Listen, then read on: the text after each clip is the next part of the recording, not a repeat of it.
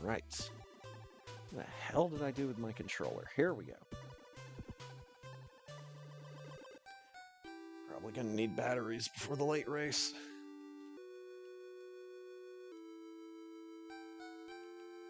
Yeah, let's be Alucard.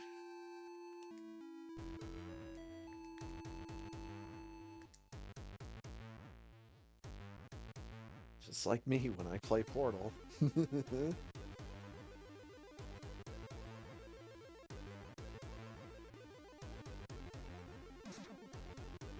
Ugh.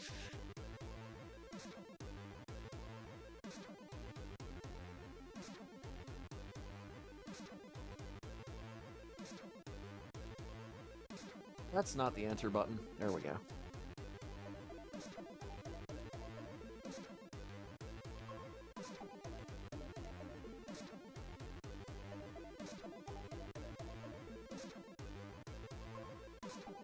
Oh man, I have not played Portal in too long. I think the last time I played Portal was doing some random stuff with Punk. 3, 2, 1, let's go. I remember there was some weird like racing map that Punk and I found in the workshop. As soon as we figured out what we were doing, it was a lot of fun.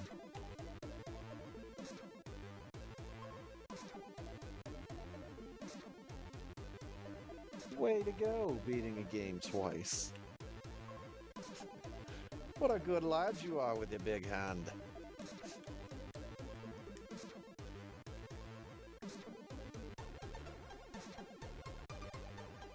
Come on.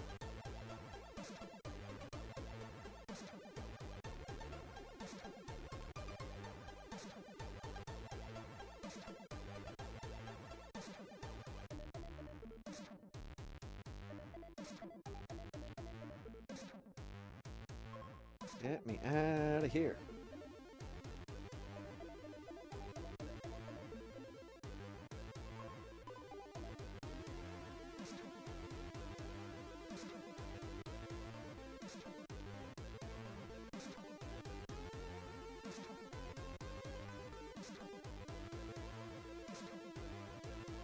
No, you bastard. Whoop, whoop. 42.67.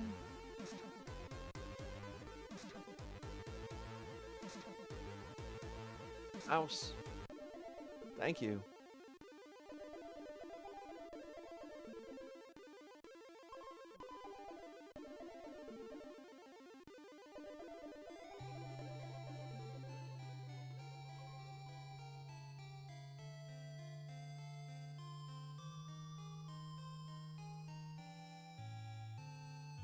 Maui Magenta.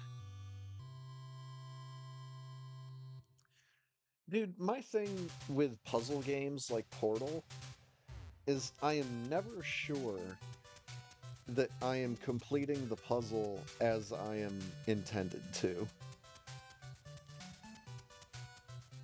And then it gets me thinking along the lines of, okay, well, how do they intend for me to complete this puzzle? And then how did I stumble upon the answer that I did?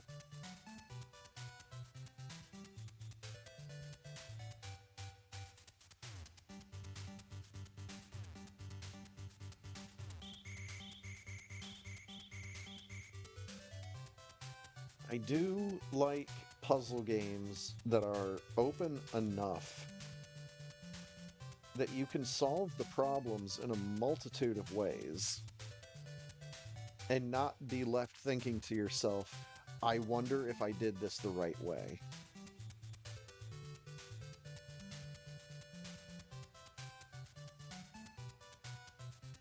And then, yeah, like what Real Work just said, all that matters is that you came to a solution.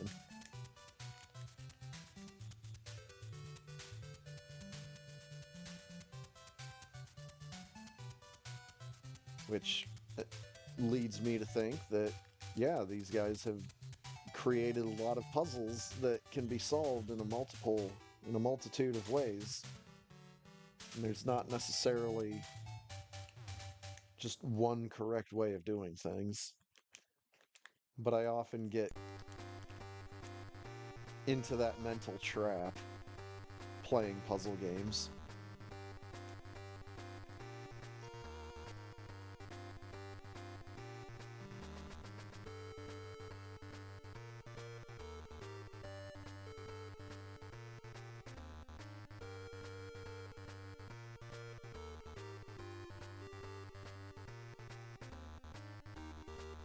And I mean, sometimes video games where there's one correct way of doing things, sometimes those games are fine.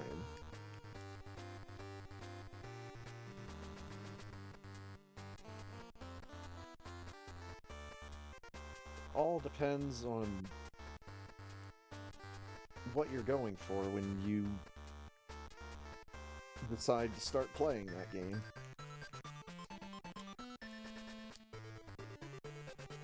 Fucking hate the climb.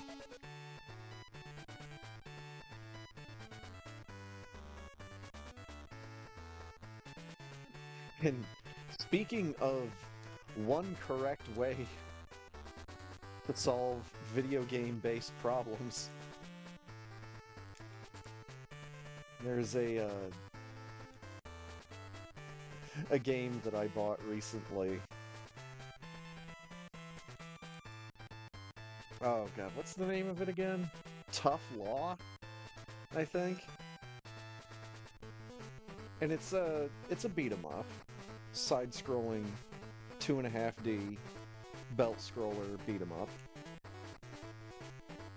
But man, if you try to attack enemies normally in that game, you just end up getting your ass kicked. It's hilarious.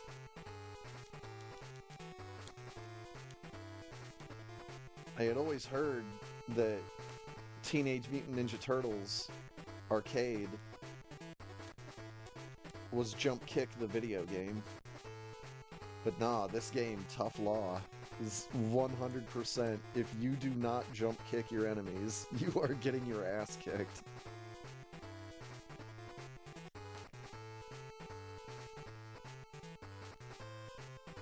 Also, that game has an incredibly unique art style, in which all the characters look like they are cut out from cardboard.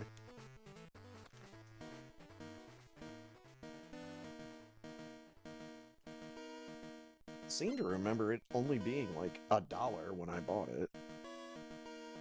Nothing works better than a jump kicks. Mm-hmm.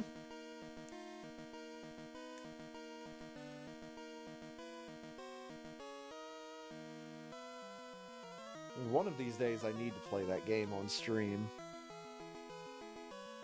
Just to be like, yep, and then we're gonna jump kick this group of enemies, and then we're gonna jump kick this group of enemies. It's more just because I kind of want to showcase what the game looks like. Because, again, incredibly unique art style. I like Talos Principle, where you can sneak some extra items in from outside the level to beat it. Interesting.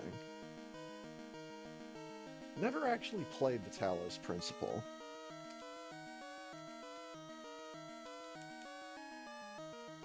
All I remember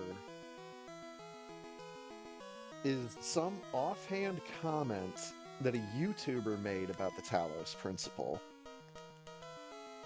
and it getting taken in completely the wrong way by his viewers.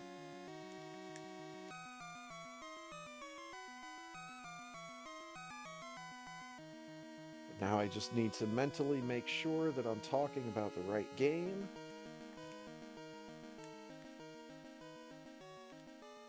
Pretty sure I am. Because the Talos Principle is the one where you're like wandering around this kind of open environment and you're just solving these puzzles. And that's like all that there is to the gameplay is navigating this open world, and then you do these kind of rather simple puzzles.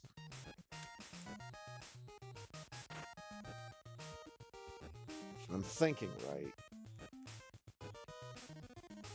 And the thing that the YouTuber said about Talos Principle is that it's like, oh, I could really easily see this being a mobile game. Where it's like you cut out the part where the character is walking around and have it just be the puzzles. Oh yeah, this could totally be a mobile game.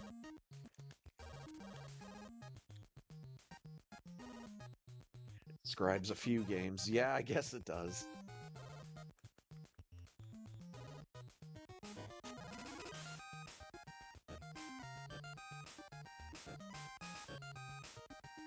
Thinking about the Watcher? No.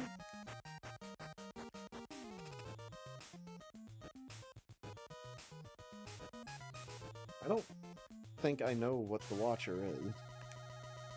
Thought that was the Talos Principle.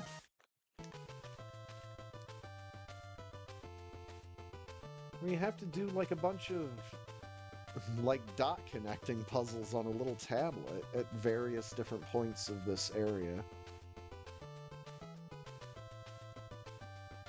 Solving 3D puzzles like Portal without portals and you're an android. Then, yeah, there's another game I'm thinking of. Almost makes me wish I wasn't doing a speedrun so that I could go and look this shit up real quick.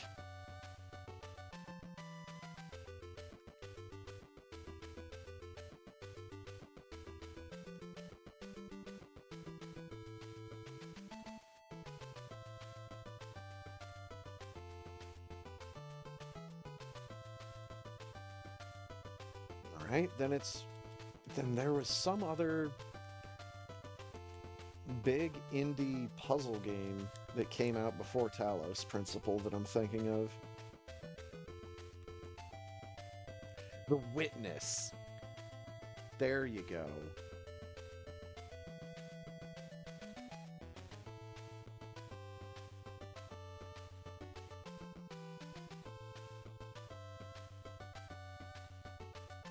Yeah, that sounds right.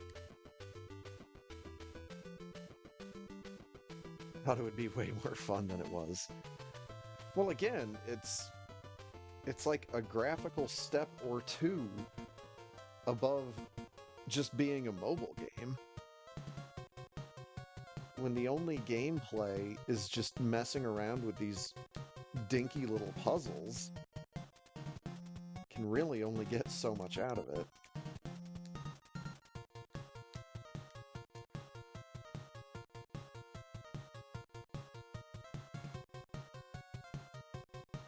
Well, that missile pack is gone.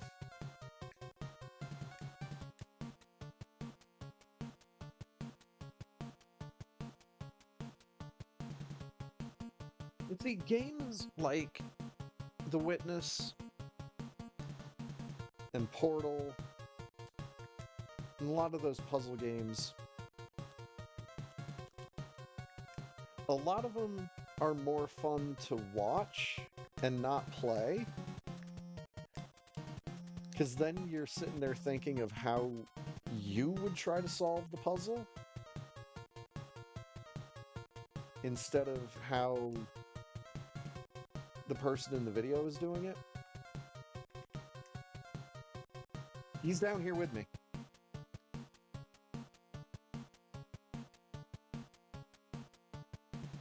I hesitate to say that a game like Portal is better watched than played, on the other hand, because I definitely think that Portal is one of the top video games from like the past 30 years. A video game that absolutely deserves to be played.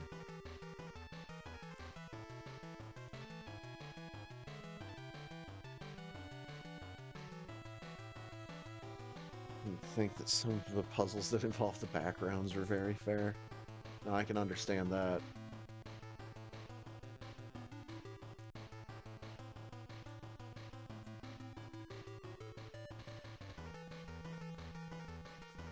The Looker is a parody of The Witness and pretty funny. Interesting. Figures that game would get a parody. That game, at least as far as like the people I follow on Twitch and YouTube, The Witness was like surprisingly popular when it first came out. A lot of people were on that shit.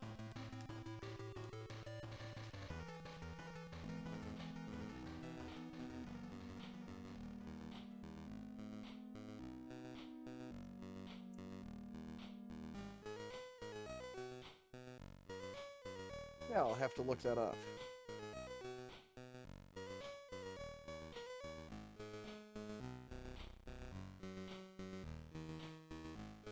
And then also, I think someone actually did make a mobile version of The Witness. I don't know if it was the actual devs that made it into a mobile game, or if it was someone else that just took, like, the puzzles and made that into a mobile game. But, yeah. Came full circle with the random YouTuber comment.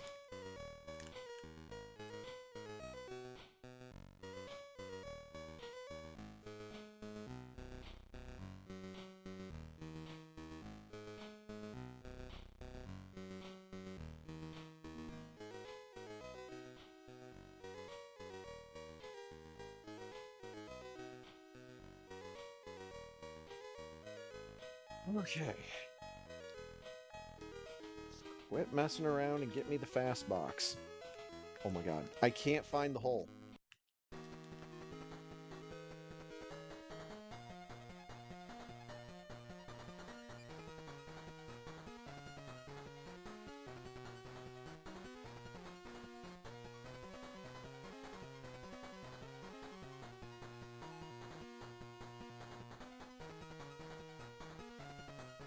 Making finding the hole taste better. Oh boy.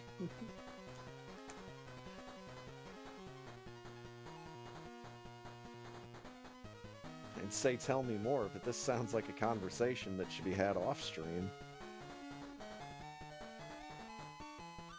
Sea Tomb. That's a good color name.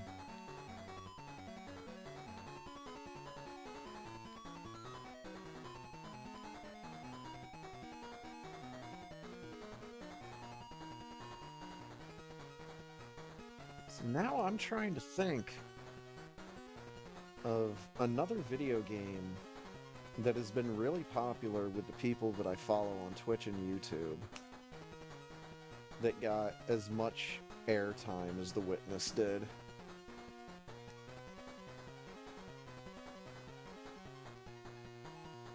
Fuck, really?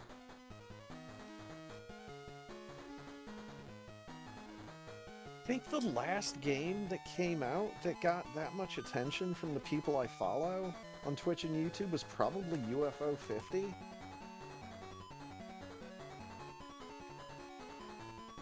And now, it's the fucking Oblivion remaster? Yeah, like a dark blue-green for Sea Tomb is what I'm thinking, yeah. Like a really dark turquoise.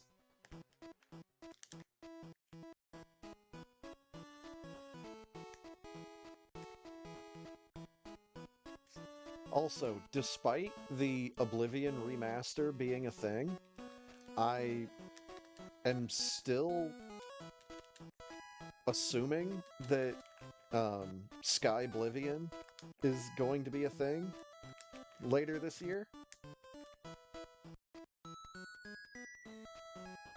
They did release a video either earlier this year or at the tail end of last year saying that they are planning on releasing Sky Oblivion at some point this year.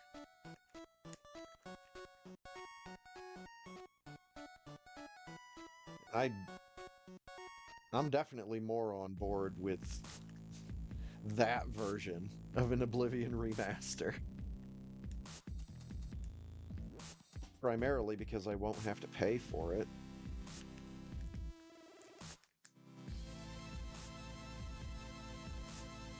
Like, oh, buddy, I did not like Oblivion enough that I want to pay for it twice.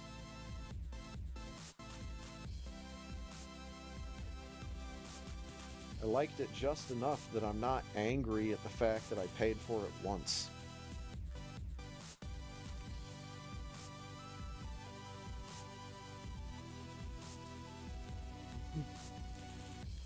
Oblivion currently sits as my least favorite Elder Scrolls game that I've put any amount of time into.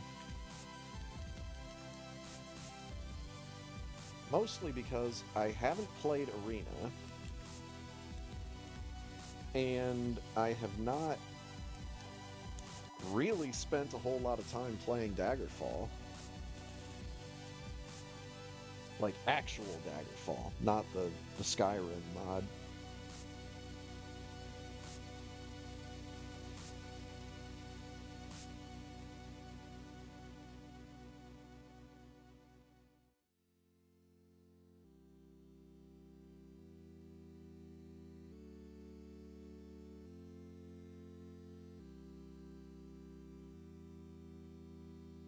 Like it now that I'm sitting here thinking about it, it's actually really hard for me to pick a favorite between Morrowind and Skyrim.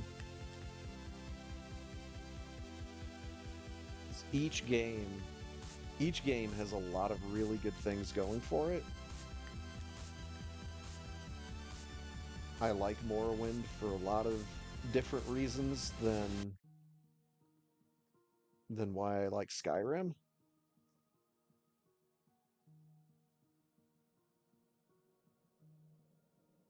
The big thing I like about Skyrim is just like how fucking comfy of a video game it is. Oh my god, really, dude? My platforming is this shit.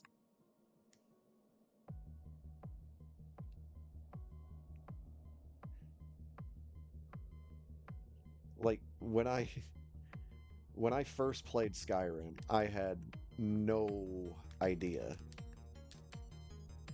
that it was just like the comfiest video game ever made.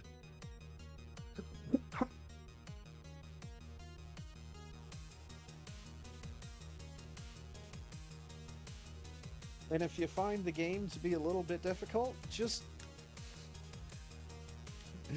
take a couple hours and, make your character invincible. Make your character into a god.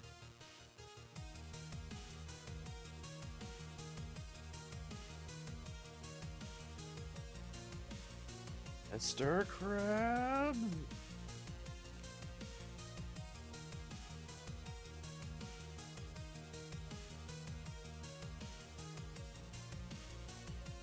And we got worst.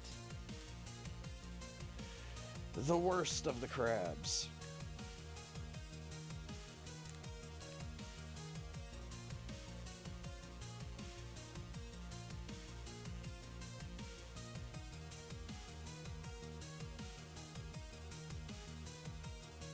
There we go.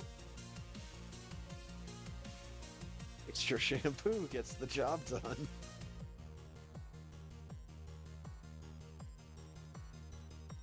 Oh god.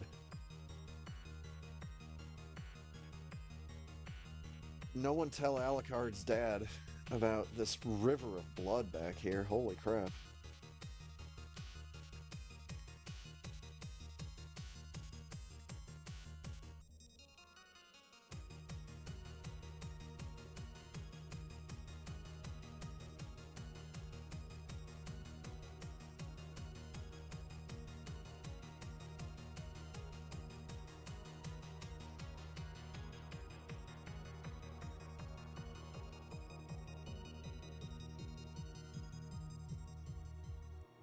Well, I guess absolute, gun to my head moment if I had to pick either Skyrim or Morrowind, I'd probably have to pick Skyrim. Just because I've actually beaten Skyrim without cheating and without turning my character into a god.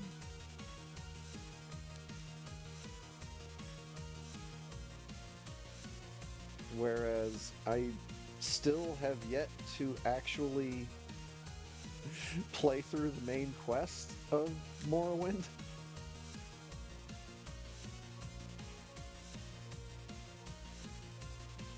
Like, I mean, I've beaten Morrowind, but that's by, you know, with TGN and using the back door. Not actually doing any of the quests.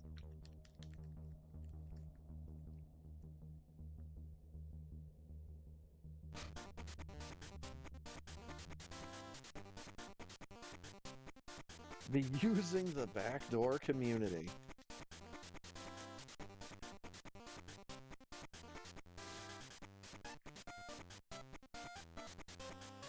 Not sure if that's the community I want to brag about being a part of.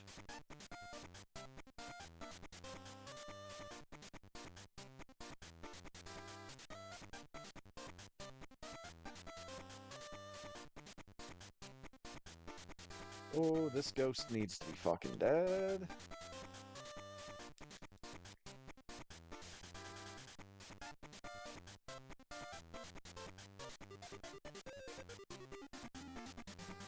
I'll show you my spicy slogans if you show me yours.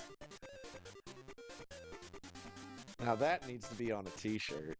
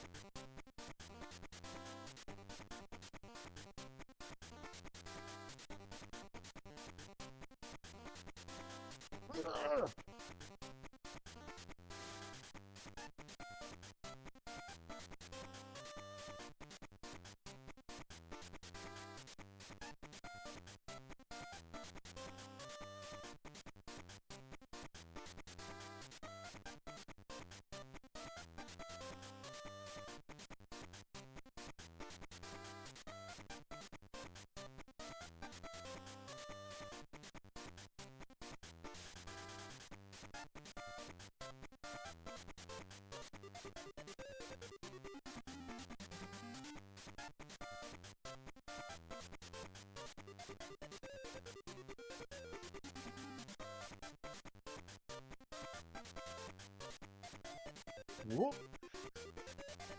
There we go. A little bit of health back. Can't find the hole. Need to learn the strat where I just stand up through the floor there.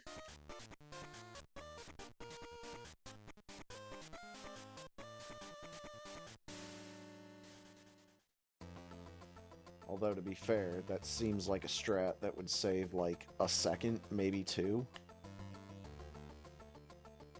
I need strats that save a bit more time than just that.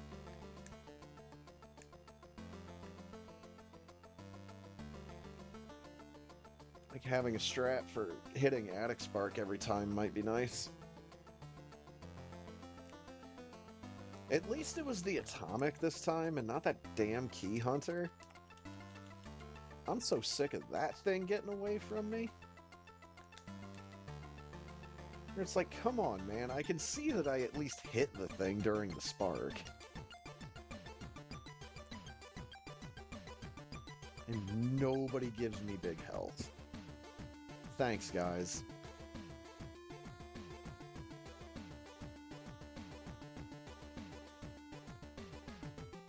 Thanks, jump button.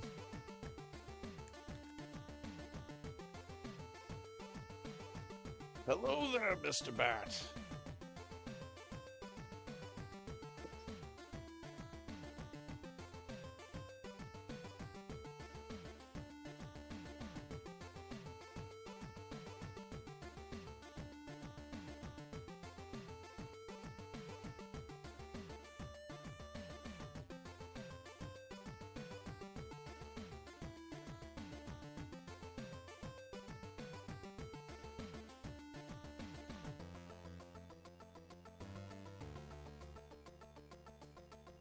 Holy symbol. Holy moly.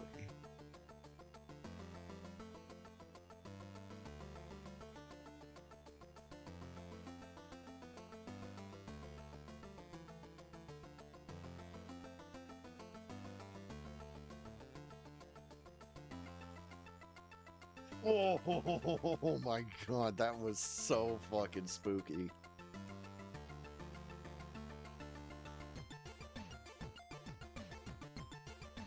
I thought I was gonna get 27% there for sure.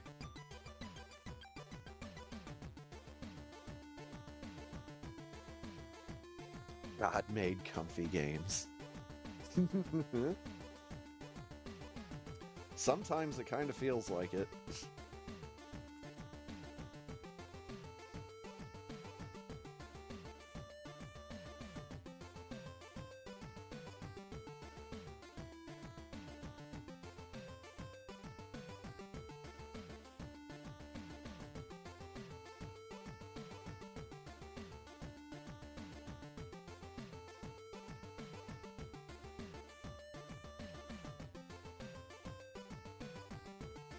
But yeah, I am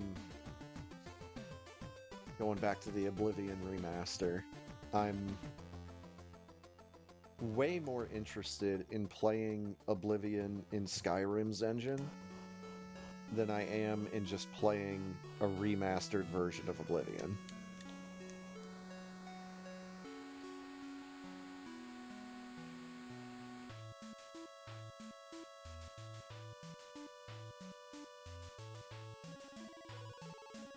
Because for me, Oblivion falls into the same kind of trap that Fallout 3 fell into, and New Vegas for that matter, where they were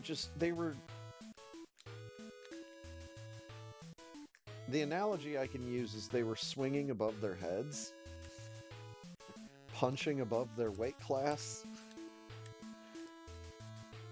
trying to do more with the current technology than what was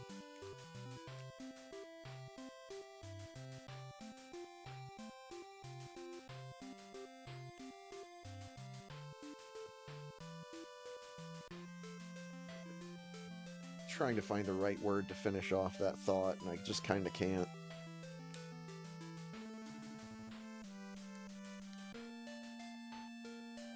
I just think that games like Oblivion, Fallout 3, and New Vegas were a little too ambitious given the time period that they were produced in.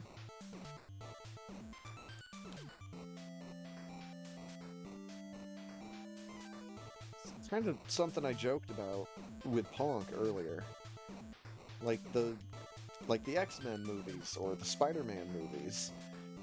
I think they were just trying to do a little bit too much with the technology that was available at that time. Hello.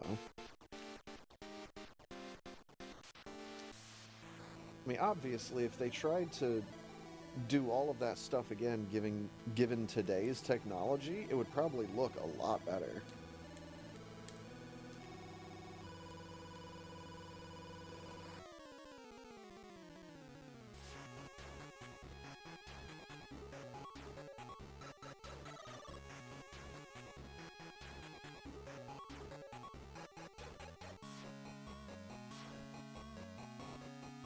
It's just, I think that sometimes people's ideas get out in front of them, and the technology is just not quite there in order to properly visualize, or in order to properly convey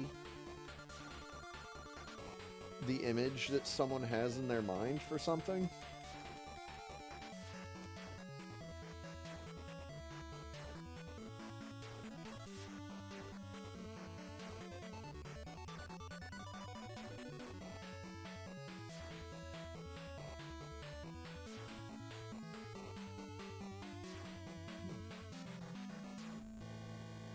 kind of like the people that were doing like pseudo 3D effects in the 8-bit era. Close, man.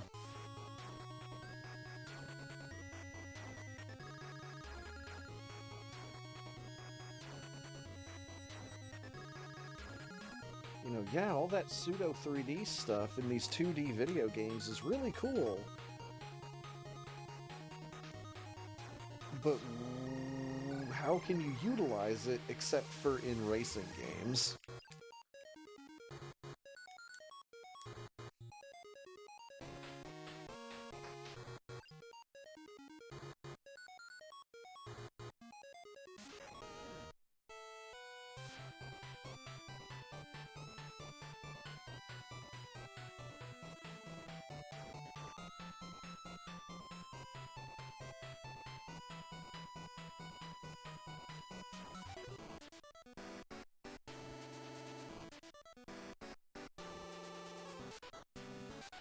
Alright. Time for giant shrimp.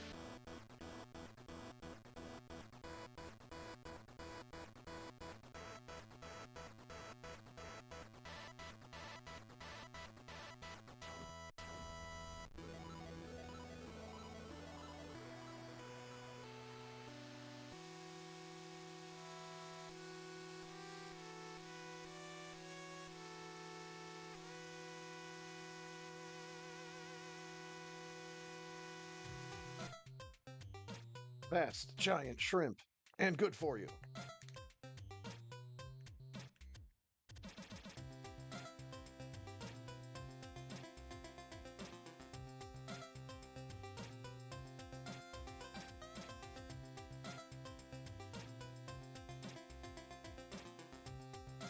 Really? Space Jump doesn't have a goofy Soten name? I guess I've already got Soul of Bat. It's not like he's turning into mist.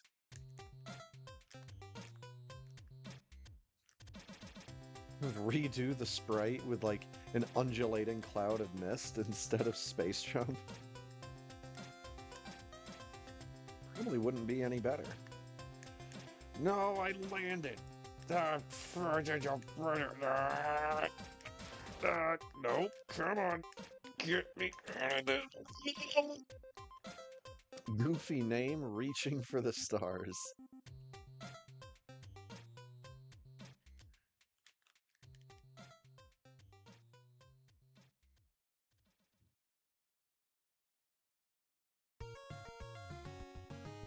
Hell yeah. Love it when I don't have to request songs that I really like. Rainwave just gives them to me.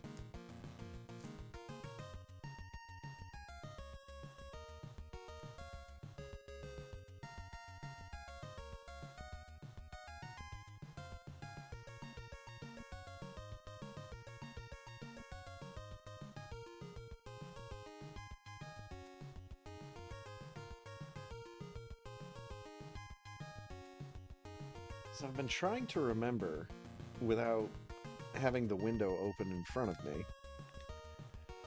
I'm trying to remember the other games that I purchased recently on Steam.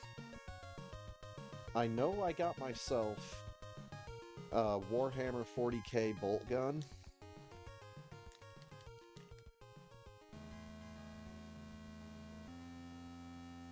Because that game looks fucking awesome. It's that Warhammer 40k first-person shooter that has a very pixelated art style.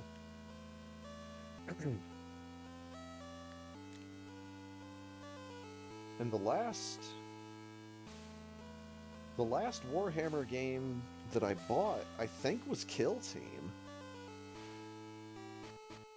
Because I don't remember if I bought Space Marine or not. I think it was just Kill Team.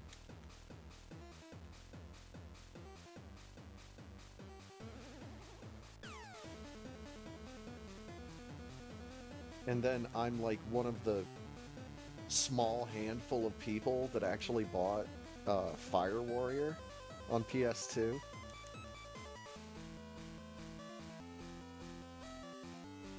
And Warhammer 40k Fire Warrior is like the most middle of the road first person shooter I have ever played in my life. It is just generic first person shooter, the video game. So I'm hoping that Bolt Gun has a bit more character than that.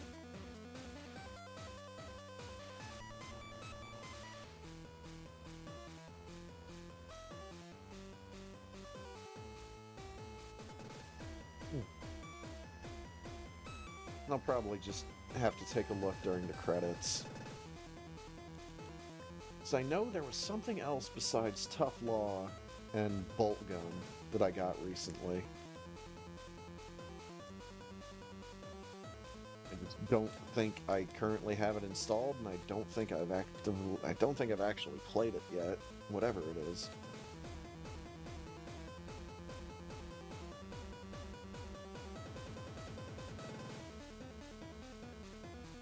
And I have been thinking about some of these beat 'em ups that I've been seeing that are based off of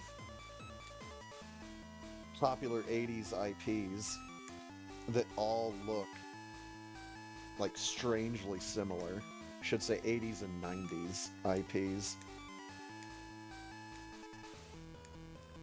Because there's, of course, TMNT Shredder's Revenge that looks really good. But there's also, like, the Power Rangers game, the G.I. Joe game, the Karate Kid game, that all have, like, a really strong resemblance to Shredder's Revenge.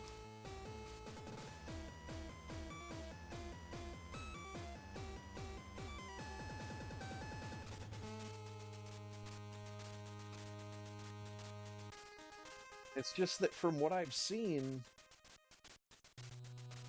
all of them are just like, all of them are fine. Like, none of them exactly do anything incredibly different or creative. It's just, nope, this is just a solid beat 'em up.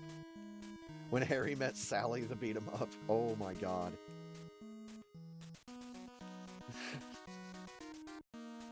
Now that game would sell.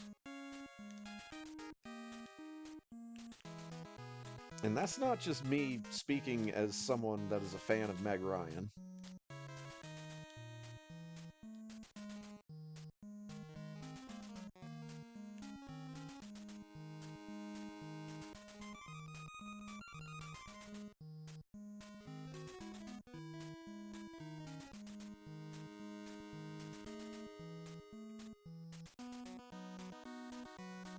Come here, you. Oh, the Coming to America beat 'em up would be amazing.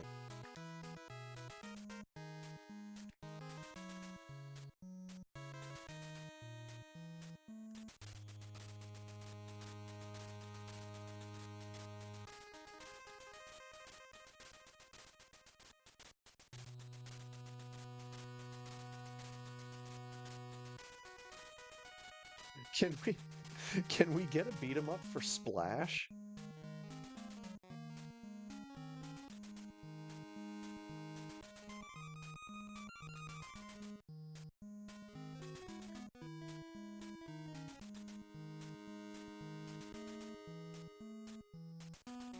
Oh, what's the Clint Eastwood movie where he's teamed up with an orangutan?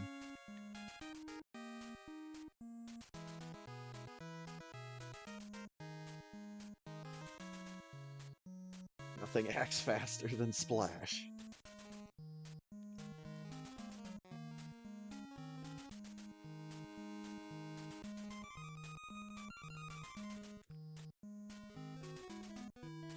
Still think it's really funny that Disney felt it necessary to censor that one scene in Splash.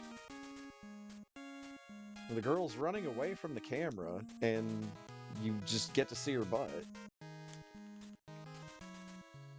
Big deal. It's a butt. If you're that uppity about it, then don't put the fucking movie on your streaming service.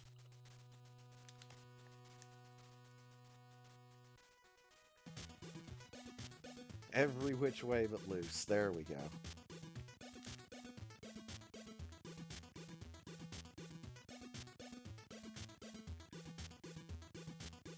I should remember this because this was one of the host segments from an episode of Mystery Science Theater 3000 in which the characters were arguing about what the best ape movie is.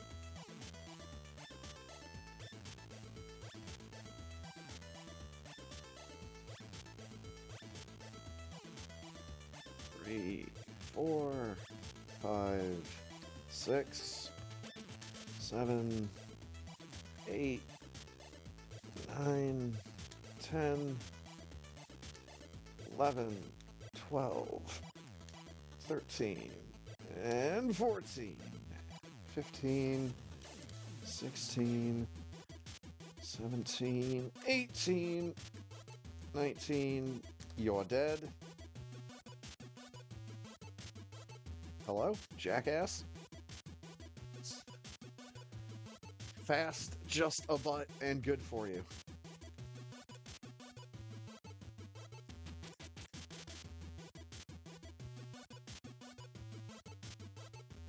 Like, I'd actually have to check Disney Plus and not just some other random YouTube channel's thoughts on the matter. But I'd have to see what else from Splash that Disney Plus has censored. Because there's a good couple of scenes that probably should not have been in a PG movie that were in Splash.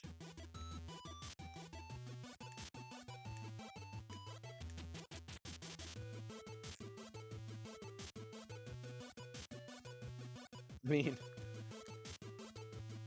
I don't know when it happened, but the PG rating used to actually mean something.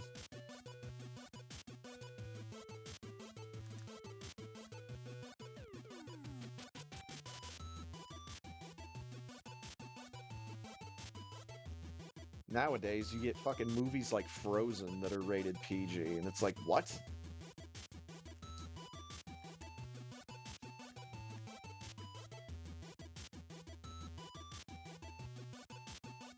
Like, the only reason that movie is not G is just because of the way that some scenes might be interpreted.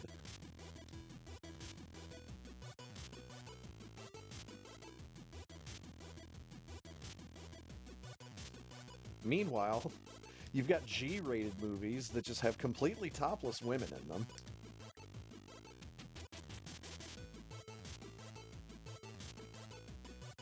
It's just like, what even are film ratings?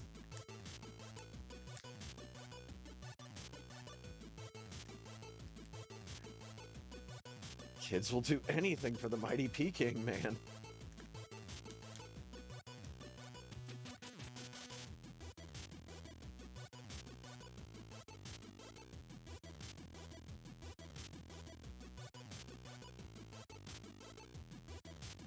I mean, I liked the original Planet of the Apes movies, but I don't think those count, because those are people in monkey suits.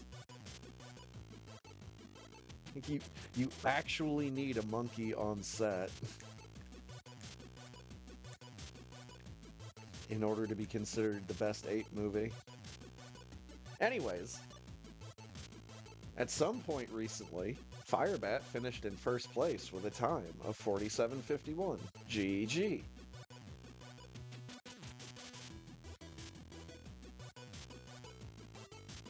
Meanwhile, I'm sitting here talking about monkey movies. Come on.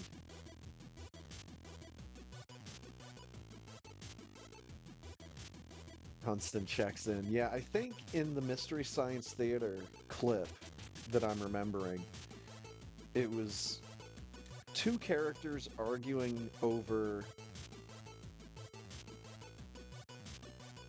Every Which Way But Loose or Any Which Way You Can. And then the third character just comes in and shuts them both up and says Dunstan checks in.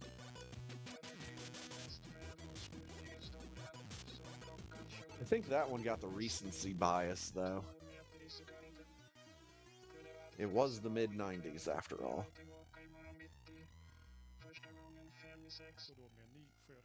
Lip smacking, thirst quenching, ace tasting, motivating, good buzzing, cool talking, high walking, fast living, ever giving, cool fizzing, insane fire bat. That's a good one.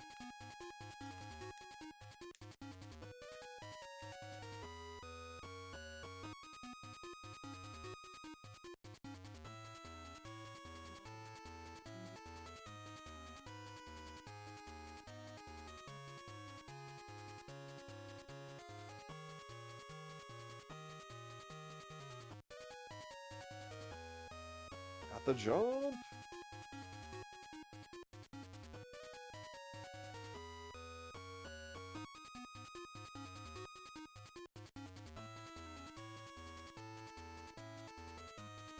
Probably should have grabbed that super. Putting that on a t-shirt. Hell yeah.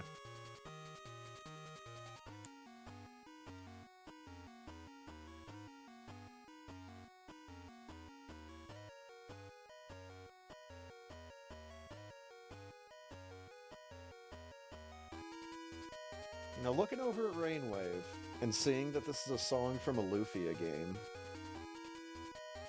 reminds me of the time I actually really, set my mind to trying to play through Lufia 2.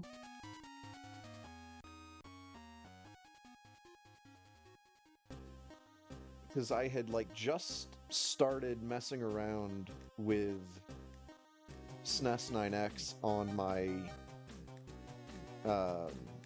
Kindle tablet.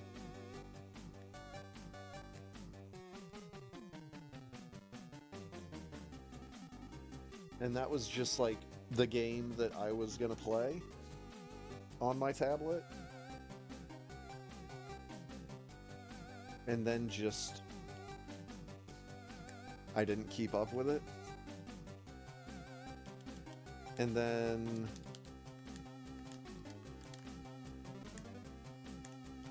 the power cord for that tablet got damaged in a way that rendered it completely useless. So instead of trying to find a replacement power cord, I just stopped using the tablet because of a variety of reasons. But it was also because the tablet was starting to have issues.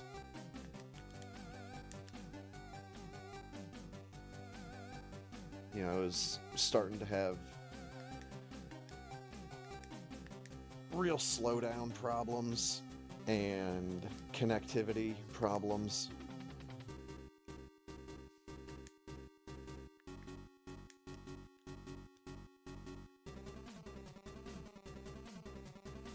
Thankfully, I just decided to get a smartphone. So, don't really have any need for a second-hand tablet anymore.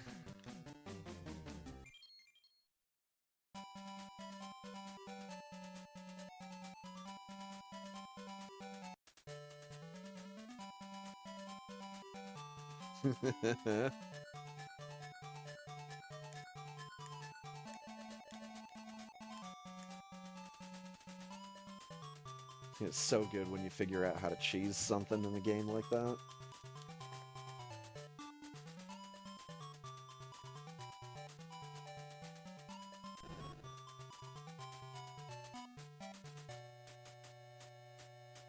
I think maybe if I do if I do software modifications for my 3DS, or if I do additional software modification for my DS Lite, then I'll probably try to get a Super Nintendo emulator on one of those.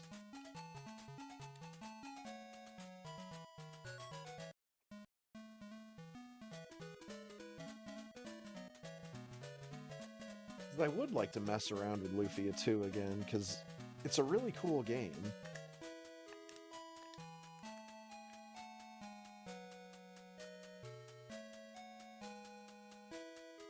And I'd like to get comfortable enough with it that I could do ancient cave runs.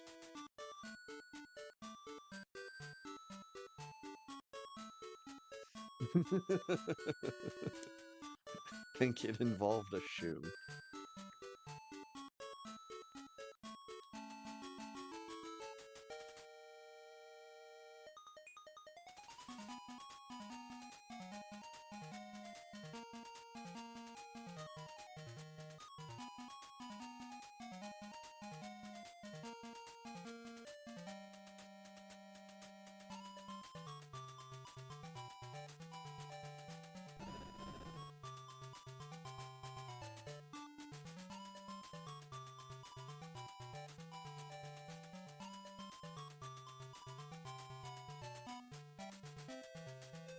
You should be dead, madam. I need Lufia shoe strats right now. Dude, I remember one run I was doing in Final Fantasy VI. And there's that part near the beginning of the game where you're on a raft going down a river. And there's one part where you can send your characters in a never-ending loop.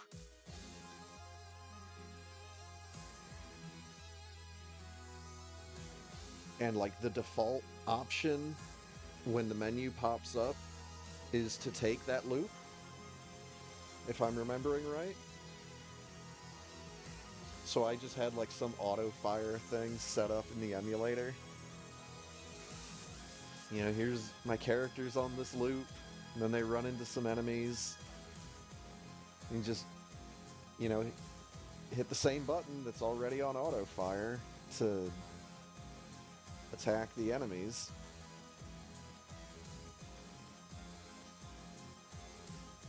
Put that shit on fast forward, came back like 3 hours later after like going out to dinner.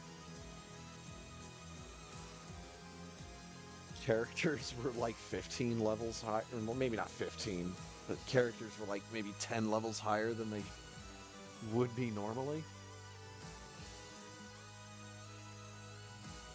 57-16. Yuck.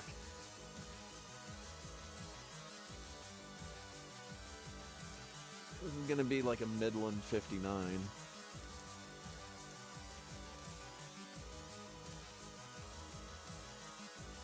Which, for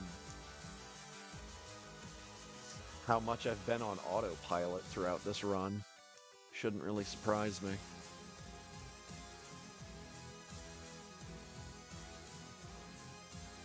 I've been sitting here yapping about stuff instead of focusing on a video game.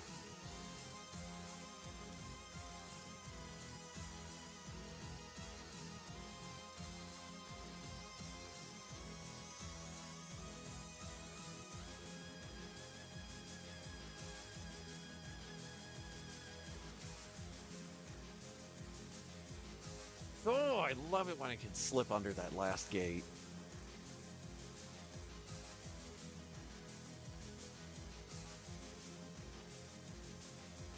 Up, up, up, up, up, up, up.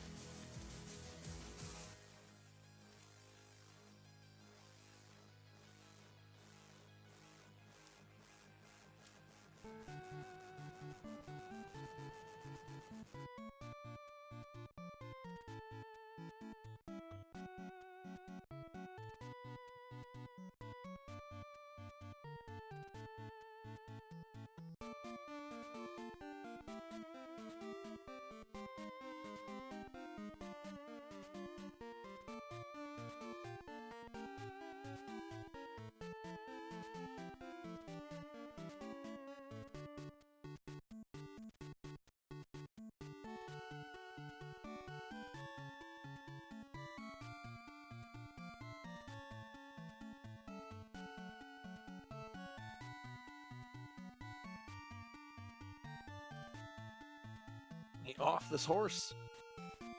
59-27. GG. Now then. Off to sate my curiosity.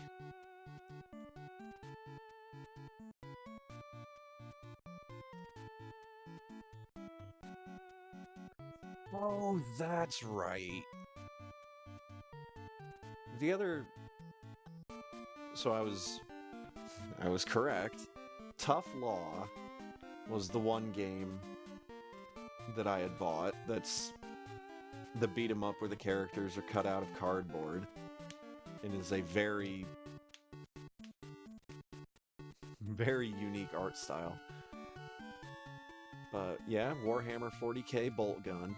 The other game that I got myself was called Fury. F-U-R-I.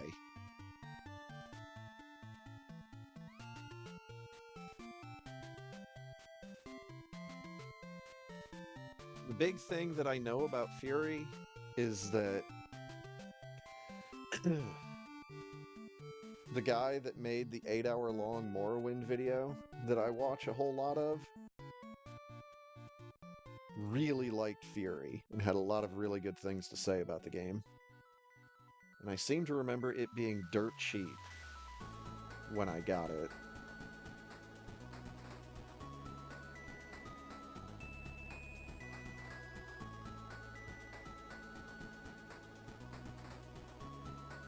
Hack and slash bullet hell. Hell yeah. Okay, it's not on sale right now. It is only $20 though. So when it does go on sale, it goes on sale pretty hard.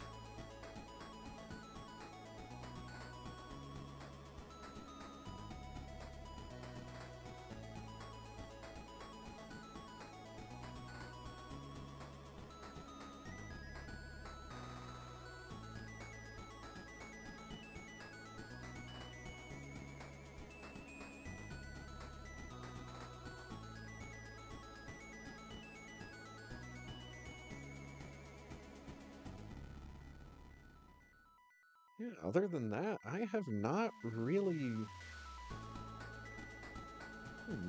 been buying myself a whole lot of stuff on Steam.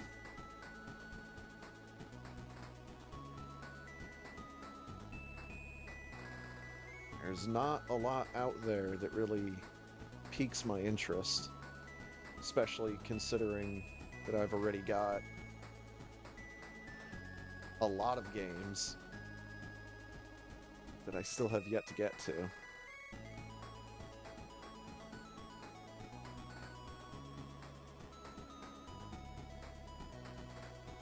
Deer Force! Oh, holy shit, Repo is only $10? No fucking way.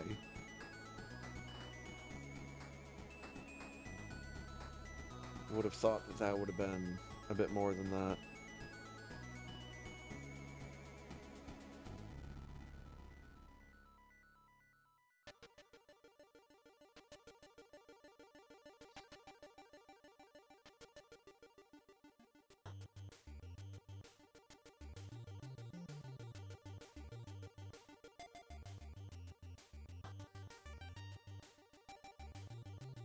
Alright, Steam, what is this?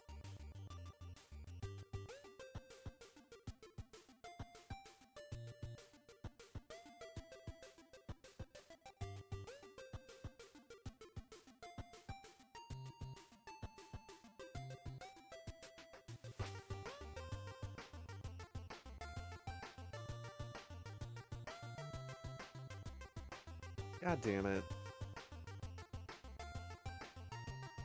Do I even bother mentioning this game by name? I don't think I do.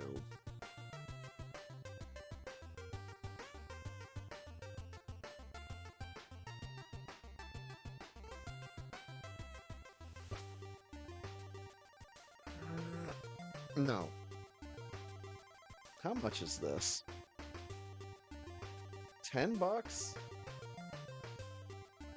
I don't think I'd pay 5 for this. Get me out of here. No, I'm not mentioning this game by name.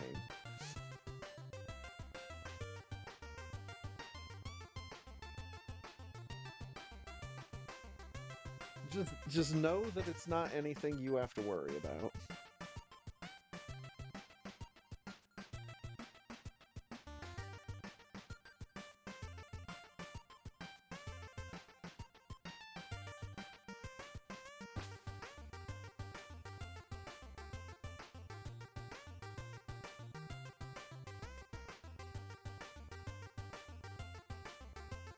Dude, do I need to go back to filtering my Steam results?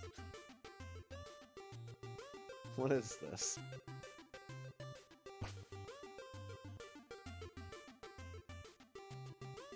What? What did they update in Rot Gut?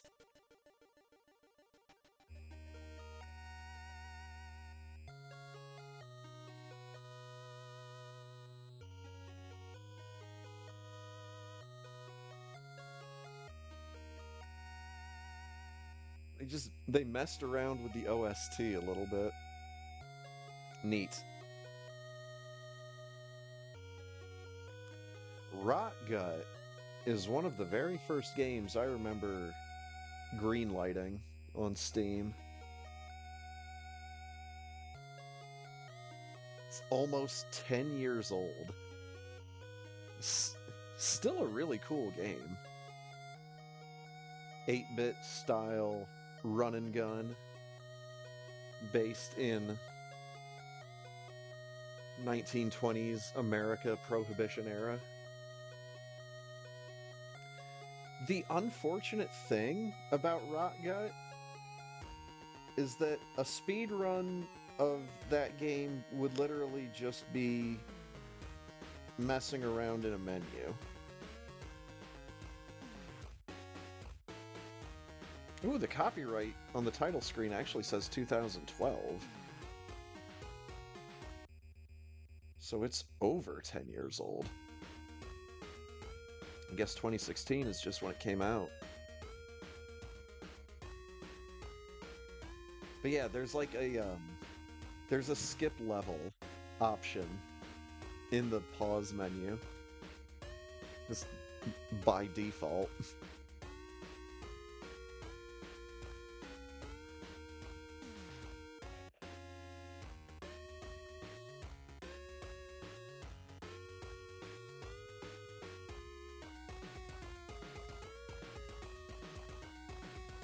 And we can close out of that.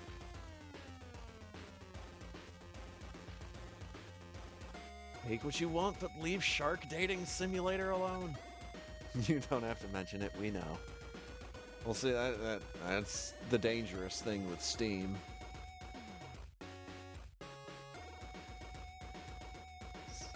You think you know.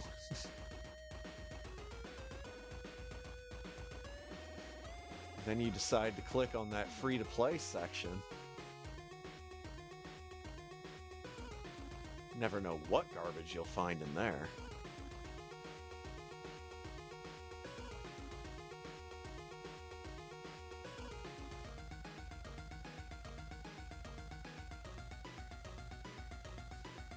I think I need to go back to filtering out visual novels.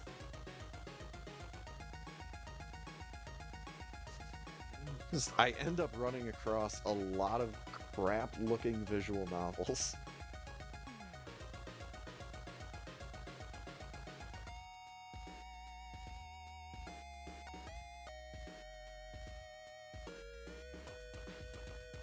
Fatal Fury, City of the Wolves.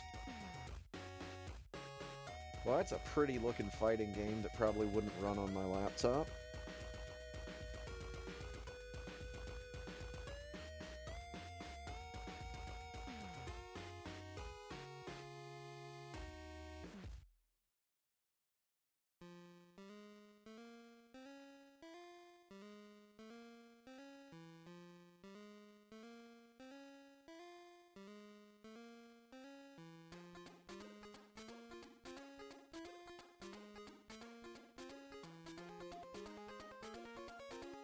Oh shit, Marvel Rivals is free? I did not know that.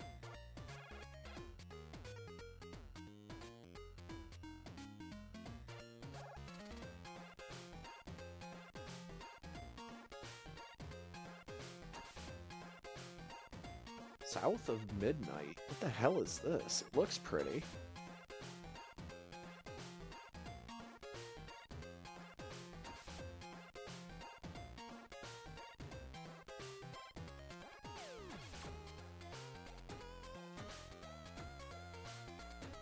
Boy, this game is very pretty. Holy crap.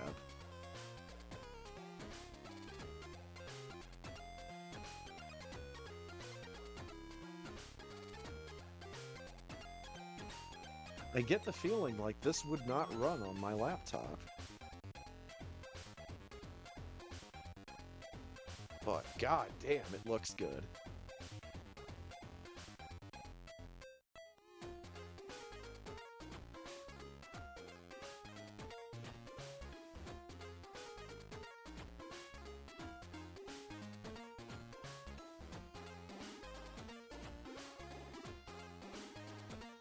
Alright, enough with the cutscene. How big is this game? It's $40.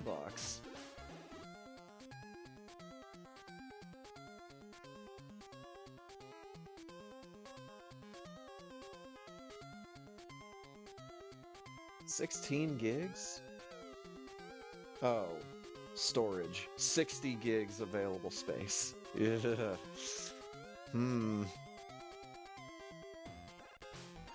South of Midnight. Very pretty.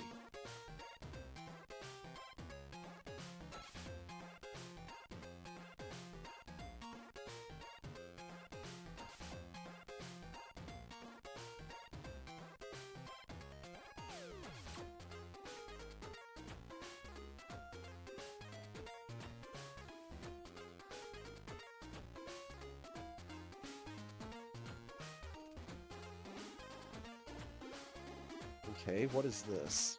This looks like an interesting combination of things.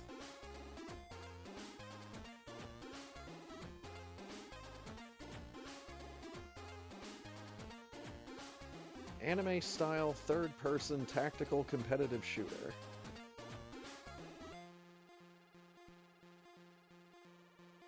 Huh.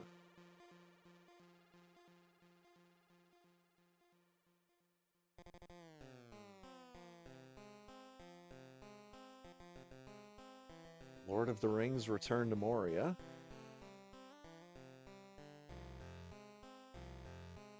And that's a base building game? What?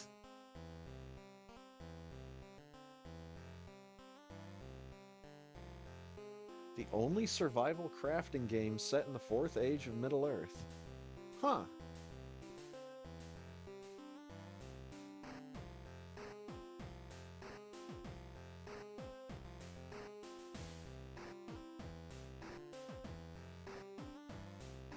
Interesting.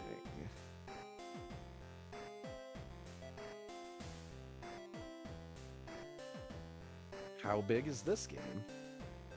It's $25. 20 gigs of available space. Okay.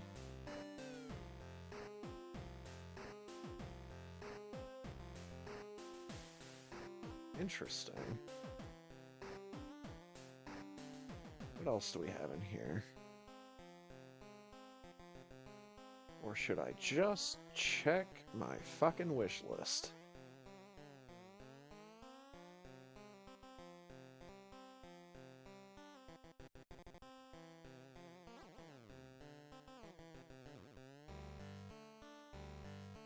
Disney Dreamlight Valley?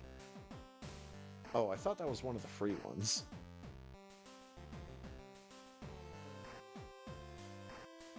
What is this Summoner's War? This is free to play.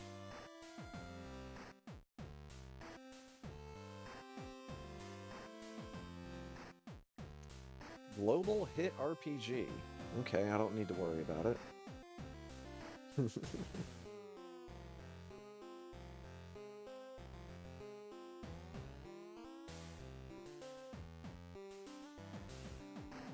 Oh yeah, Torchlight Infinite is a thing.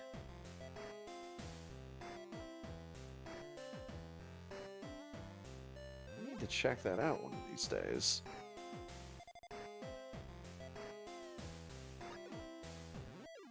Back rooms escape together.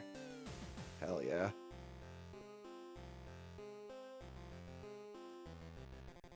Fucking Power Wash Simulator is still too much. That needs to drop by like 15 bucks.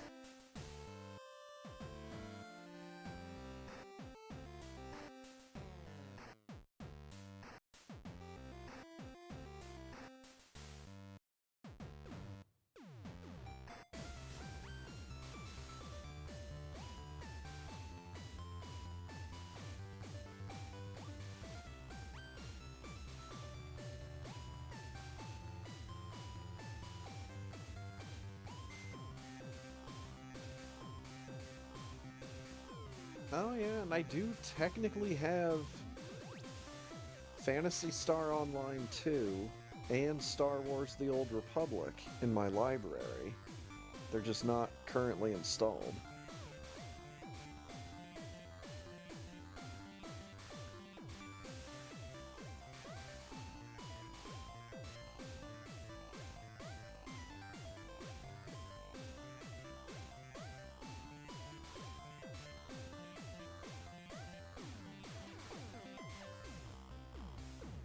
Oh yeah, I am now remembering that I was gifted a copy of Subnautica. That's right.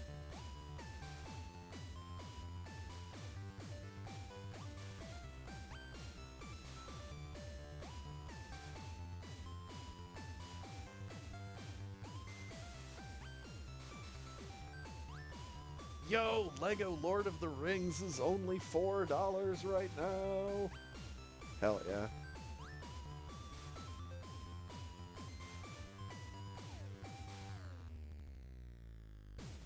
Star Wars Force Unleashed Ultimate Sith Edition's $5. All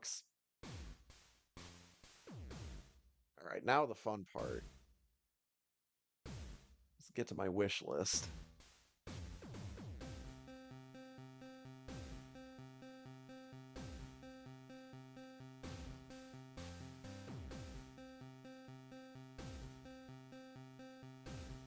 Dude, the Smile Game Builder is $14.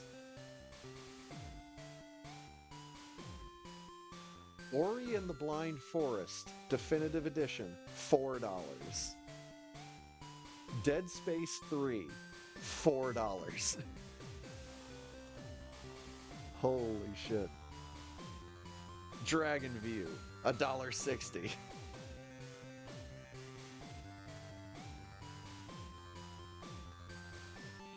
SD Gundam Battle Alliance, 1979.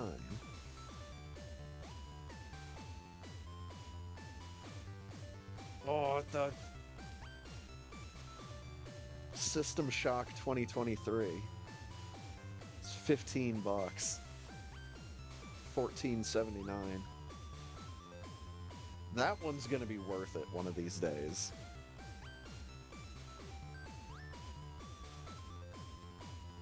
R-Type Final 2, 20 bucks.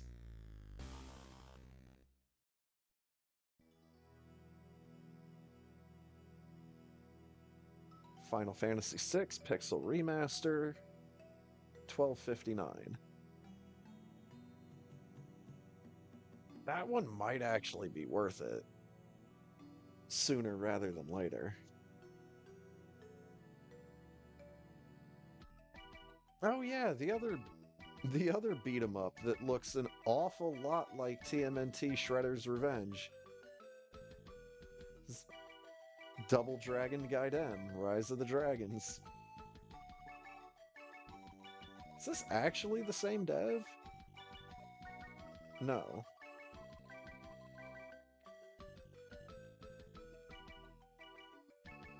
Is it at least like the same publisher?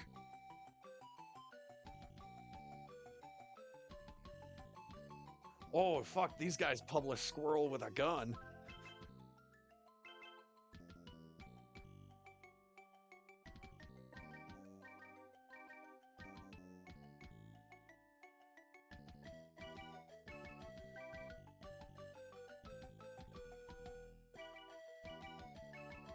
small land.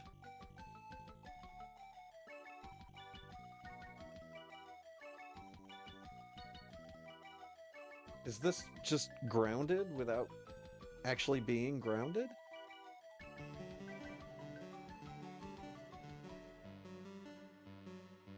It's kind of what it looks like.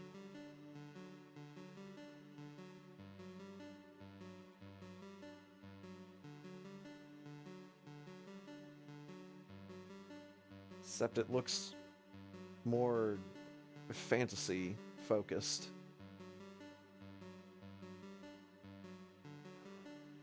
Oh, this publisher is responsible for Hammerwatch. Okay. Hammerwatch is really good fun.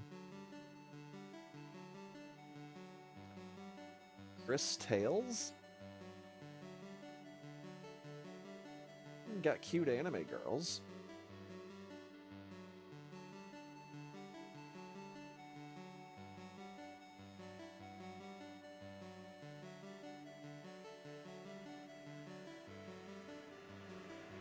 Not so sure about this My Little Pony art style, though.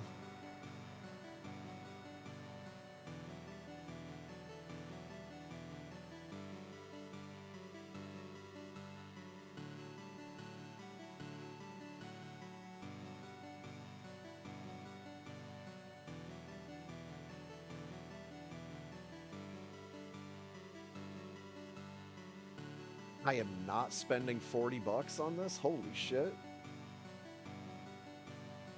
Get out my face, Billy. Get me back to my wish list.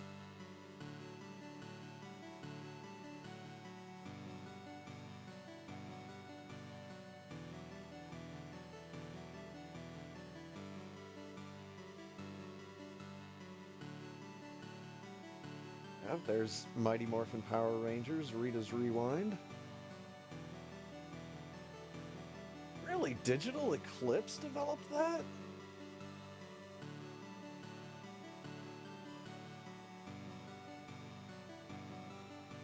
Okay, I apparently need to look at what Digital Eclipse has been doing.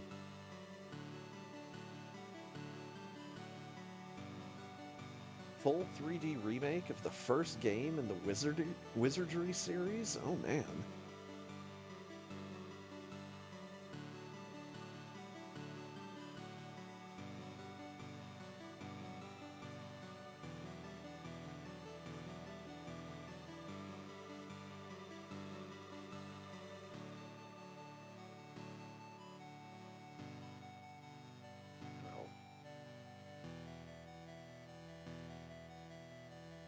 Okay, so they don't have as many games as I thought.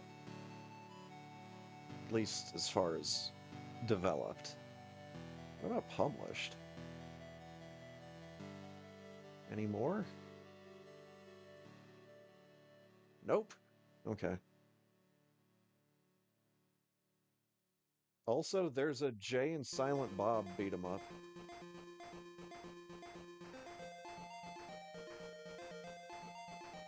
It's pretty looking. Don't know when it's coming out.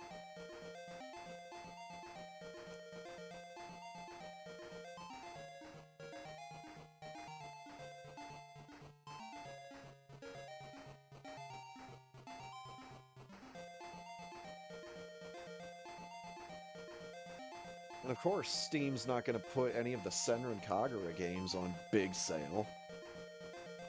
They know better.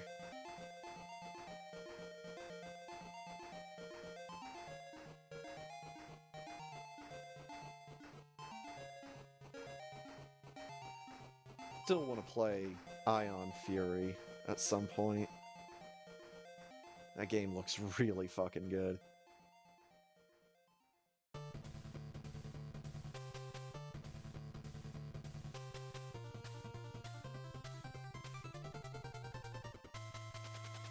What else do we have here? Metal Gear Solid 5, The Phantom PP.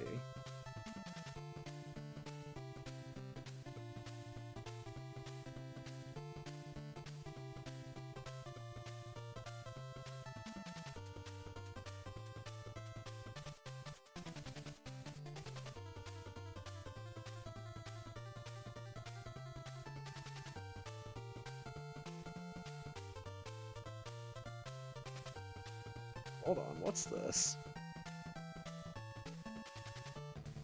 Black Skylands.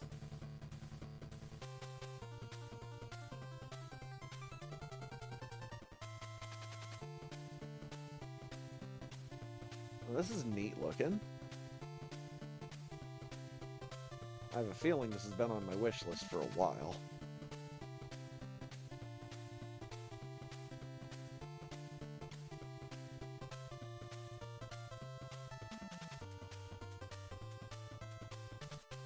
What I'm seeing here is like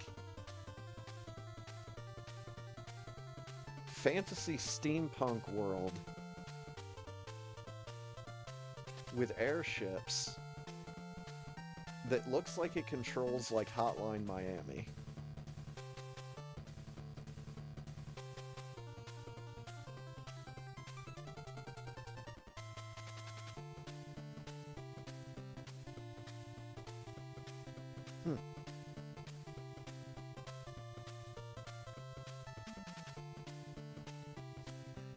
It's always fun to go through your Steam wish list after a while, because you forget about some of the stuff that you put on there.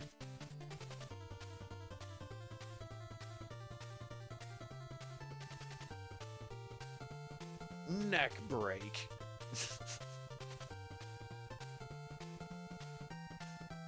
It's got Boomer Shooter and Souls-like as two of the tags.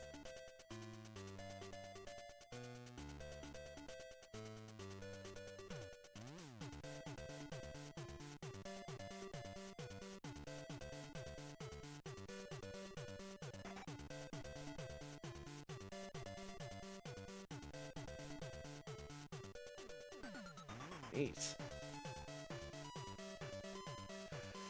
Oh, what else do I feel like name dropping? Voodoo Vince. Hell yeah.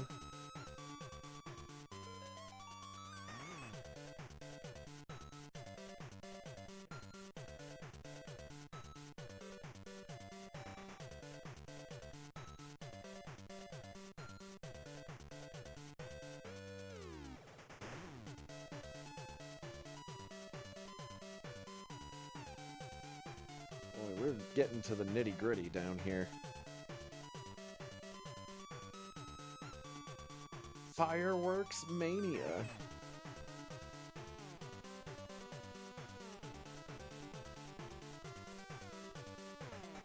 Rocket Knight, Crystal Project.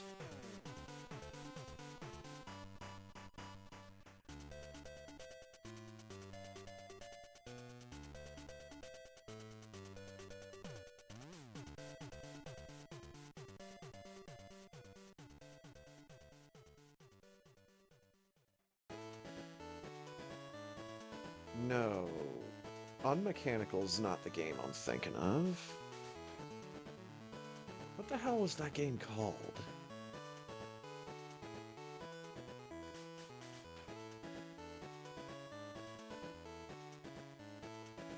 If I scroll down far enough, I'll probably find it, unless I've already bought it. But I don't think I have.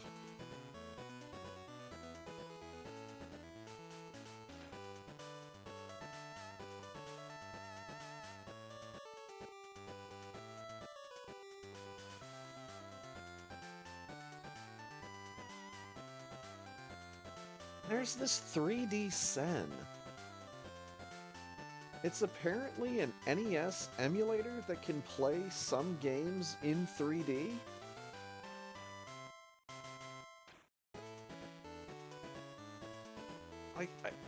And I don't really feel good about paying money for an emulator.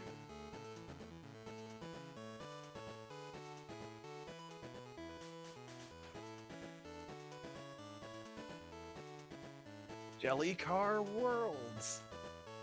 How much is that? $8, not on sale? Okay.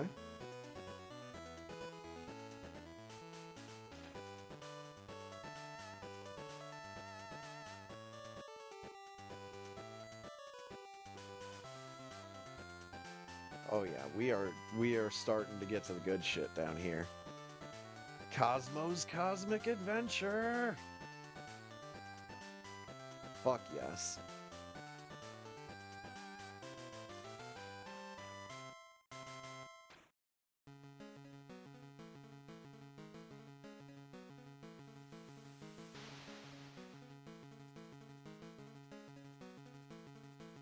Planet Rix 13. Or RIX 13. How is this only $3? Major Striker. Also $3. But that's understandable, because it's a fucking Apogee shmup. Shifting Dungeon.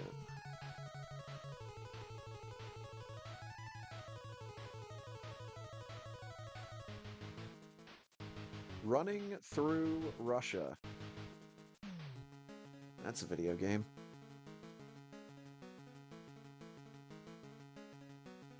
Dark Throne is only 99 cents, not on sale.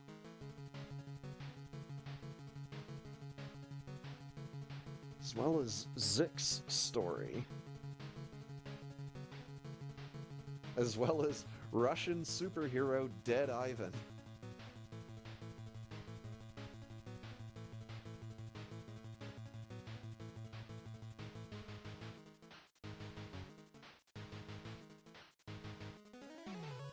Oh, now we're getting to shit that's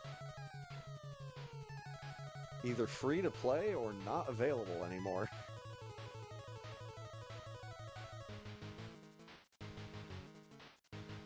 There's definitely a handful of things on my wish list that are no longer available.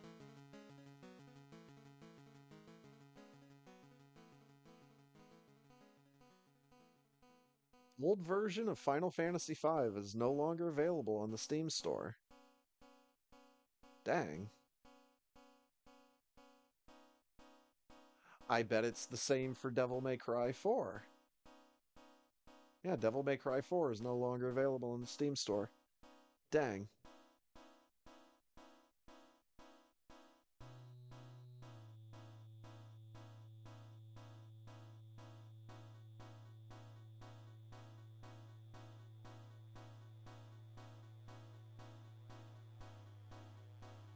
I bet it's the same for Grand Theft Auto 3.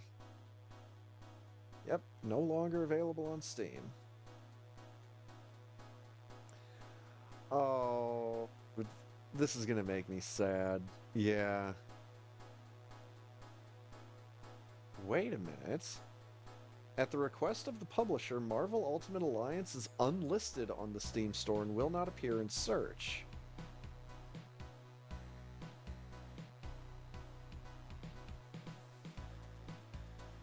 But can I still buy it?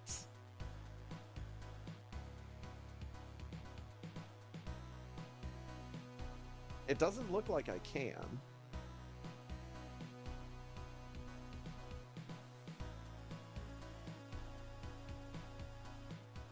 Oh man, that makes me sad.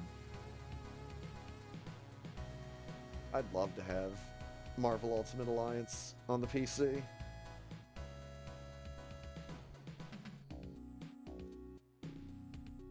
I wonder if you can still get it through a different service.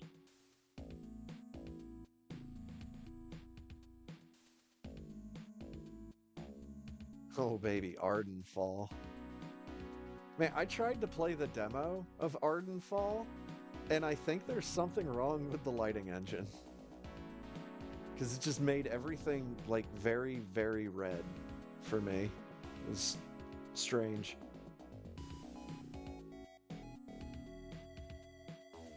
Alright. It's very possible there's a race channel that's opened up. But I want to check GOG.com.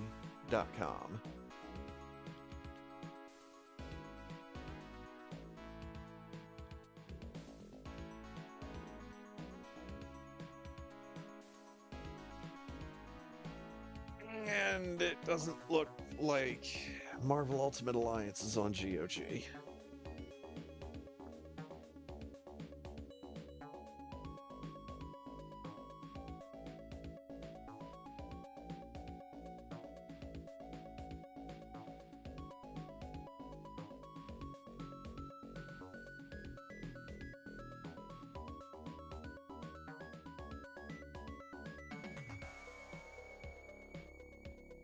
The only thing that matters is that GOG.com still has Tyrion 2000.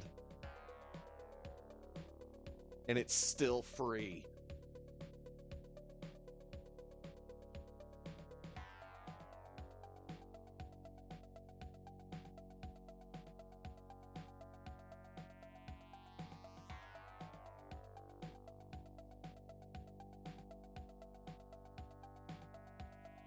Do I actively need a GOG account in order to buy? I do need some manner of login. I'll worry about that some other time.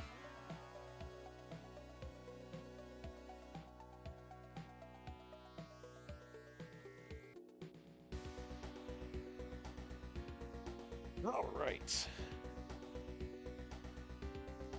I should probably swap those batteries out.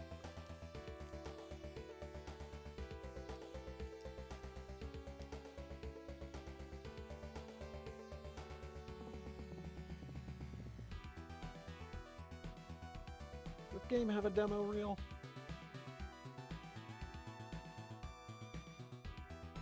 Epoch.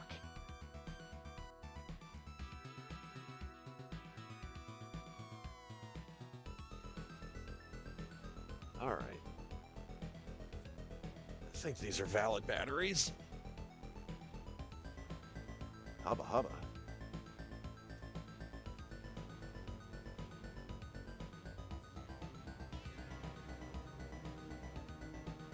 $2016? Oh boy. Gotta be the year they did the translation.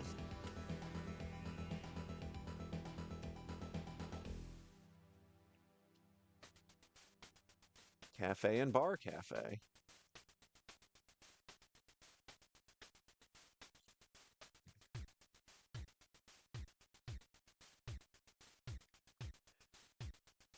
What lovely hats.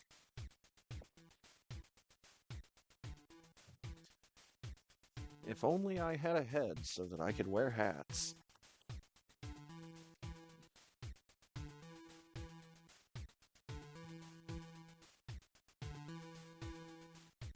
This is like the intro demo cutscene, and they're expecting me to press buttons?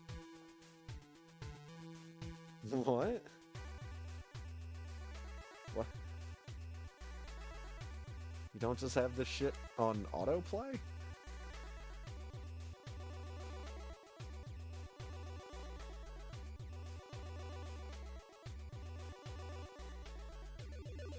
Back to Dragon View.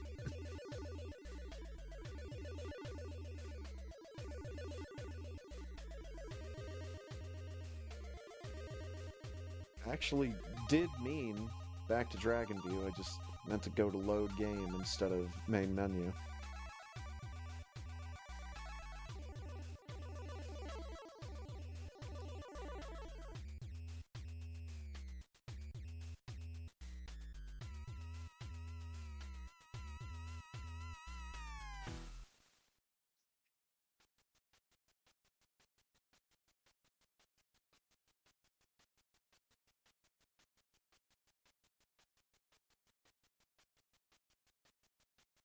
Well, that's the opening I want.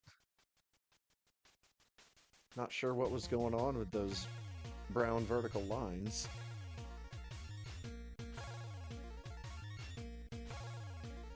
Wow, I didn't even get to the second part that I need.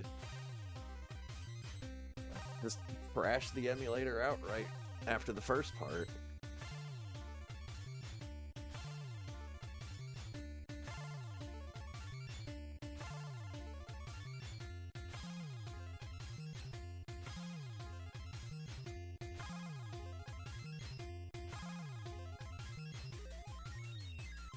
Alright, so since I didn't see that one game I was thinking of that I couldn't think of the name of on my wish list,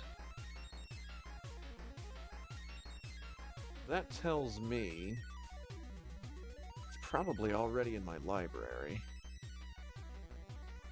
And I just need to see it, and I'll remember the name of it.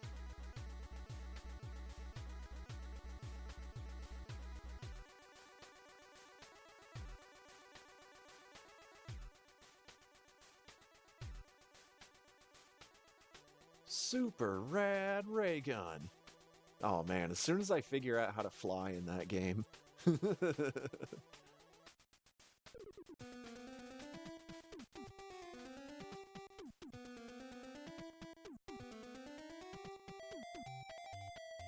Ship Graveyard Simulator 2 Prologue. I have a feeling that game is free to play.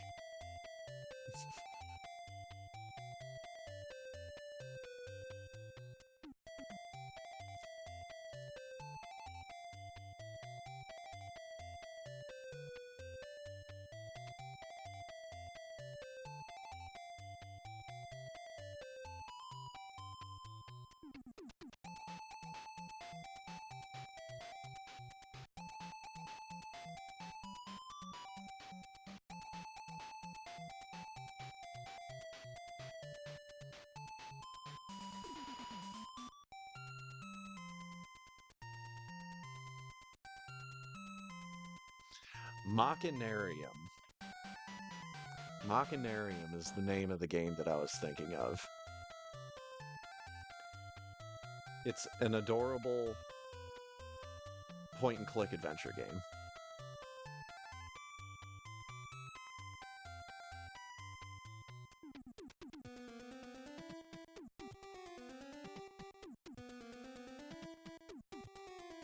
Okay, good. A lot of these games that I'm seeing in my uninstalled and unsorted folder are just like, wait, what the fuck? I have this game?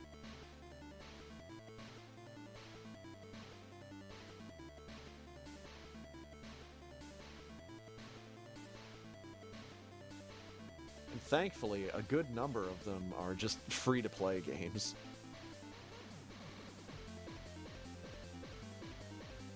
Oh, I need to reinstall Hob. I remember Hob was a really pretty game. Oh, yeah.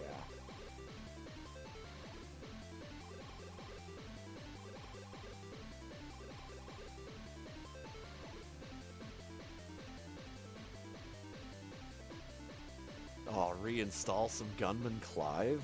Oh my god. Put me in the fucking time machine.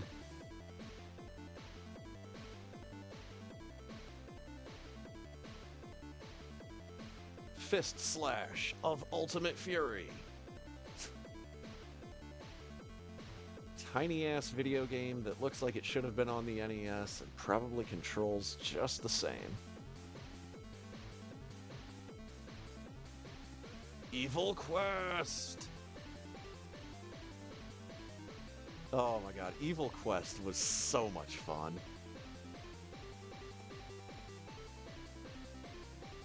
When did this game come out? 2014? God damn, it's been a hot second.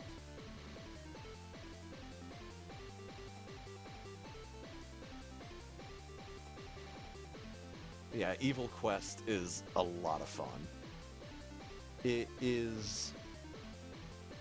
mechanically, it is very similar to Crystallis on the NES. Ooh, and it's only $2, not on sale.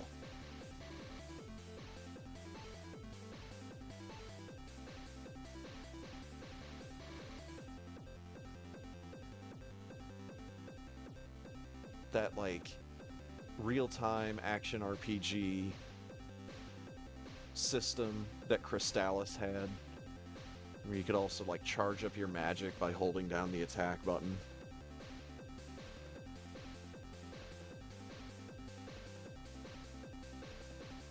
Chaos Soft Games. They only ever made Evil Quest.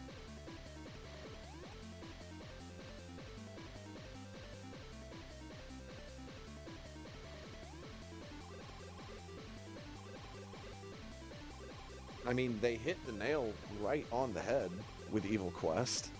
It's a fantastic video game.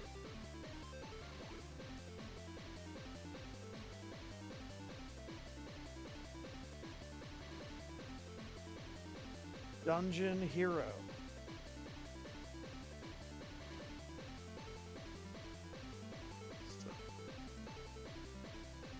first-person grid-based dungeon crawler. Last played in 2016.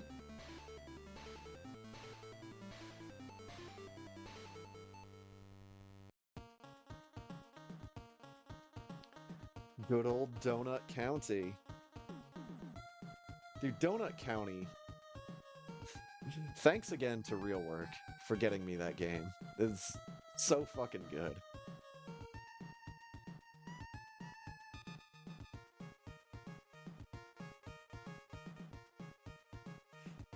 Oh, son of a bitch. I forgot that I own Darkest Dungeon. That's cool.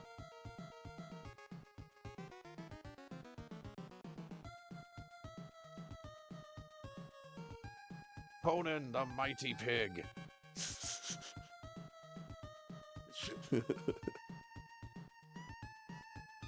Is this one of the games?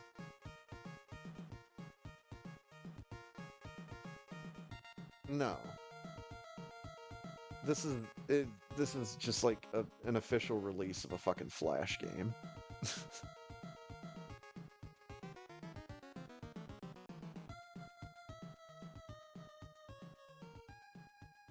There is another game that I have on Steam that's like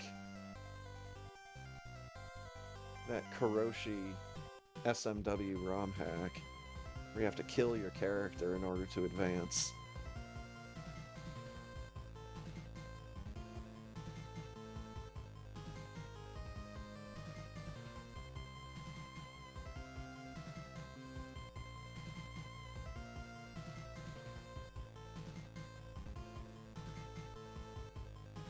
"12 is better than 6.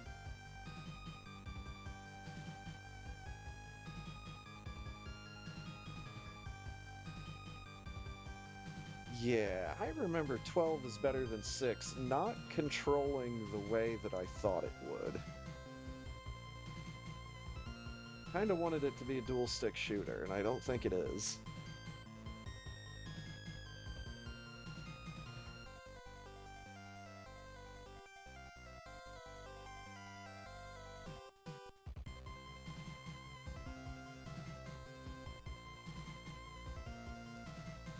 Catch a duck.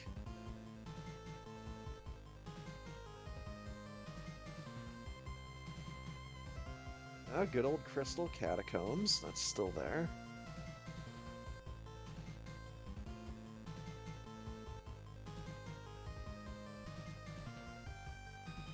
I do still have Dark Void 0. I haven't tried to play it in about 10 years. Maybe I should try that again one of these days.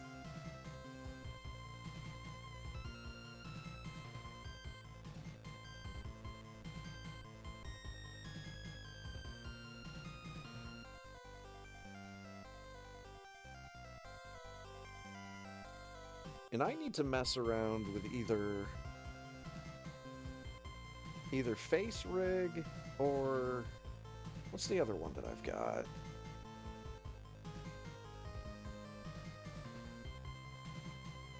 Pong Tuber Maker. Where would that even be?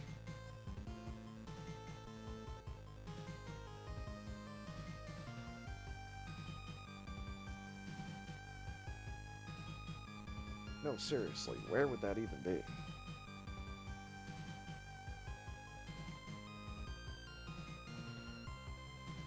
It's not in VM. Although, I'm only now reminded, because I'm sitting here looking at it, I have Root Double Before Crime After Days. I remember really liking this VN when I was watching someone else play it.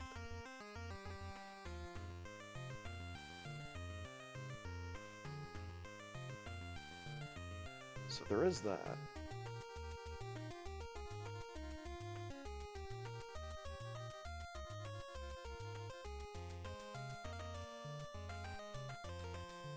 just in uncategorized? Or does it have, like, some stupid name? It's gonna make it hard for me to find it.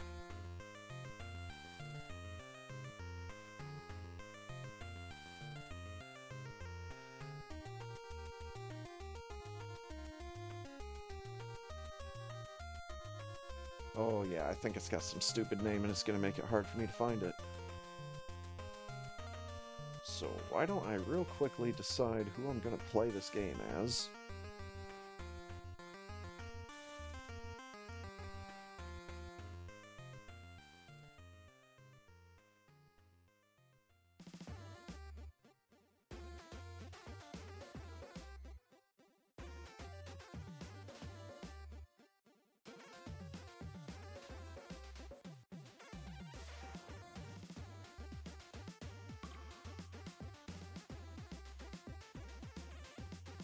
Where's Mega Man X? There we go. Be some of the old school characters here.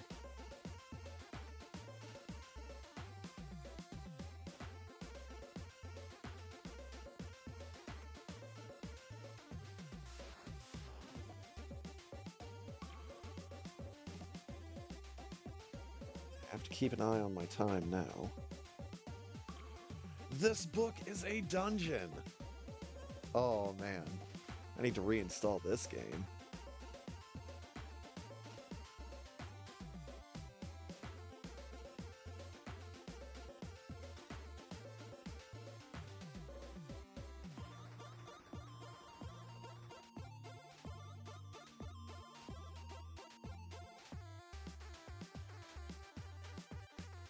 The Vagrant!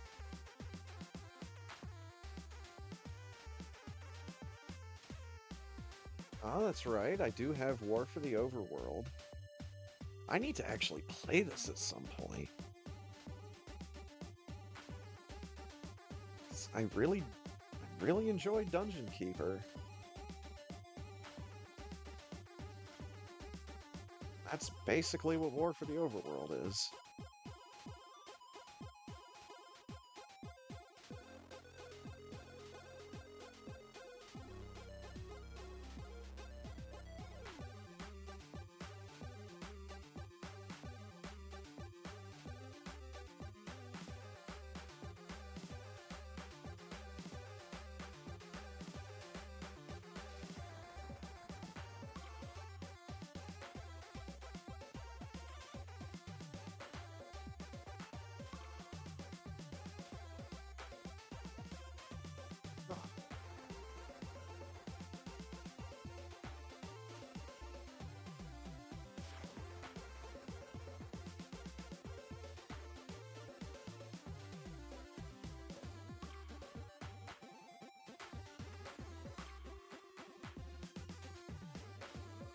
Huh. This is interesting.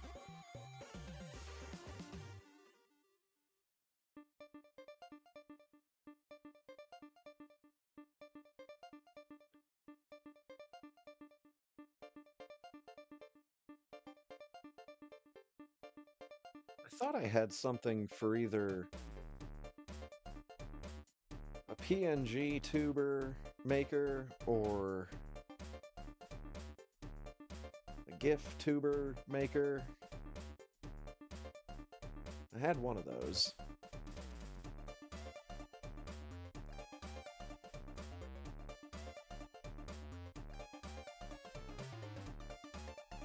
Beat Evil Quest, my brother speedran it. Nice!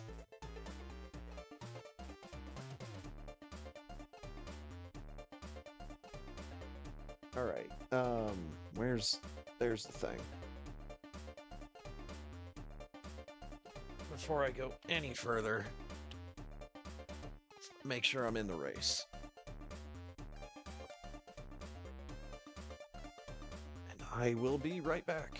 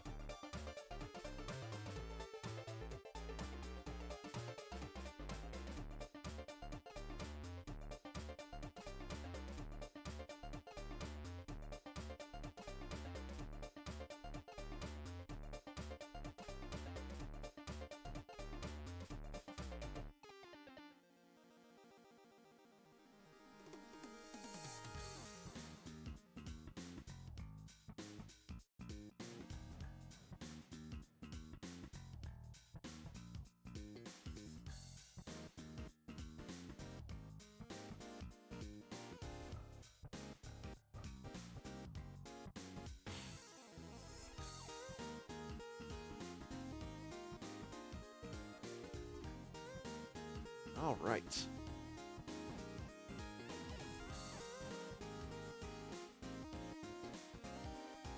So the big thing that I was thinking about doing with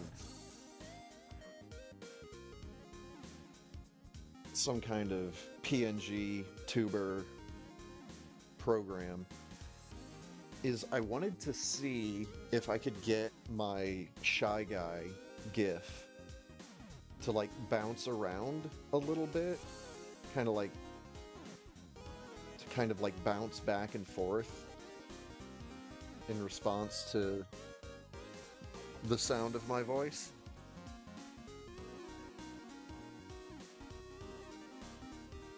But considering it's an animated GIF and not a PNG, and the program that I have uses PNGs, don't think it's going to work the way I want it to.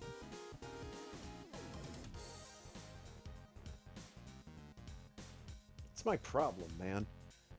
I have all these dumb ideas, and none of them would ever actually work, given my current available technology.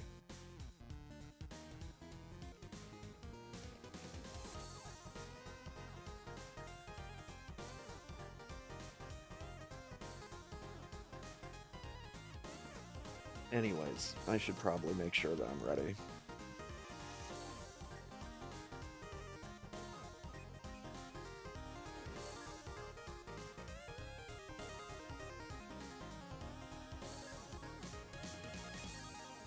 Get whatever the fuck that was out of my eye. Sure was something. It's not there anymore. Hello? Enter?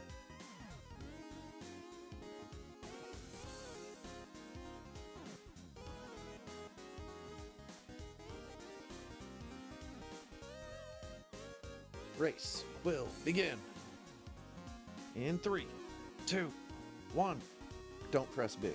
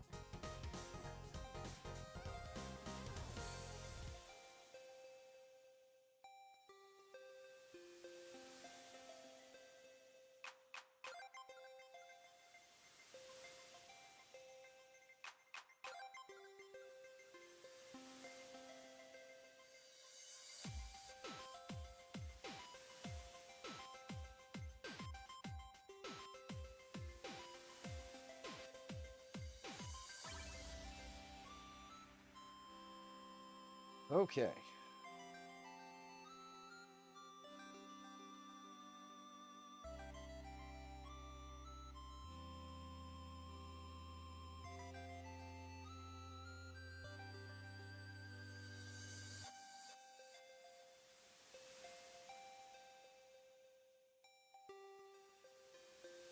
Now I think I need to go on a little bit of a search.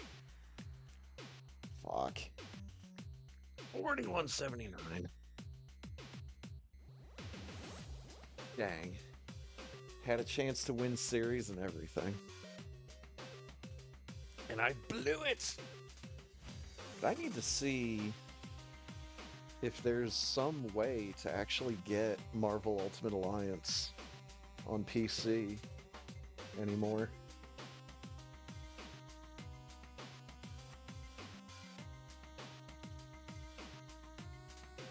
It's not like I don't already own the game.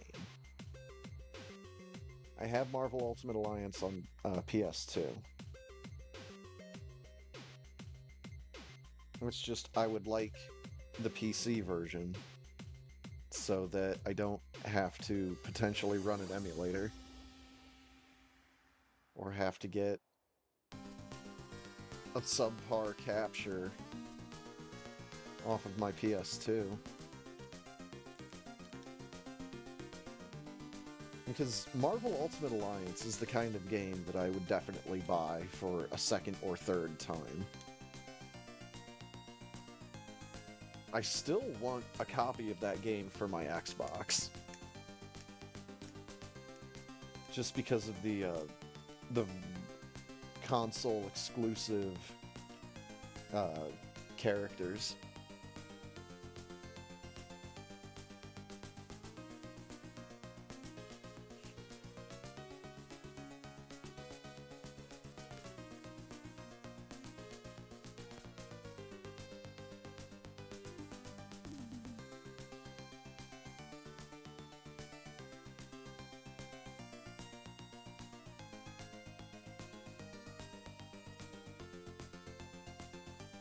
Well, now that I'm thinking about it, I really do need to do like a special, like month-long thing where I just play superhero games.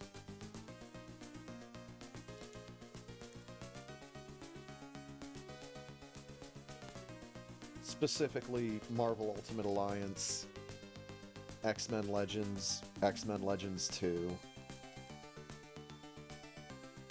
Fantastic Four, Rise of the Silver Surfer. You know, those squad-based superhero games.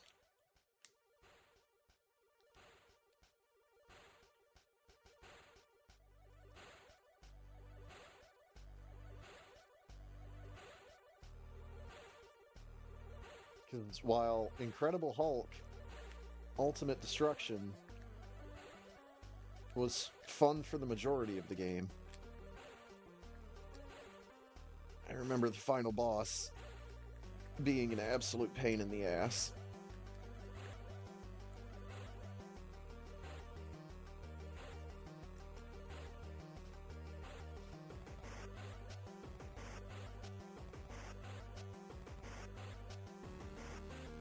And although I will not say that it's a bad game, but Iron Man on PS2 is a game that I don't ever really see myself going back to play again.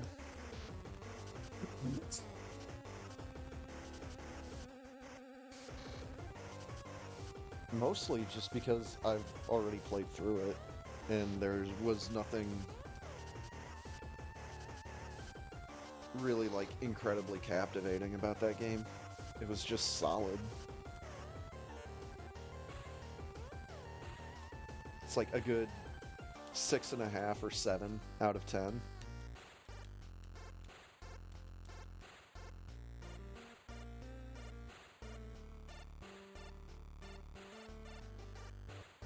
You know, nothing earth-shattering, but it's a solid, functional video game.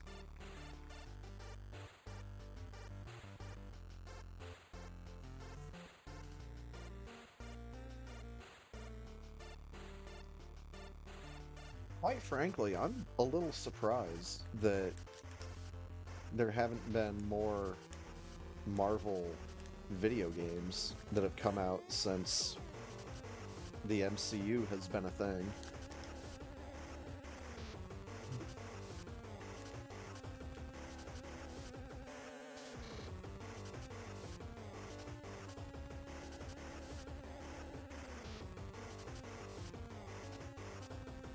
I guess, more to the point, I'm surprised that there haven't been more games based around the movies.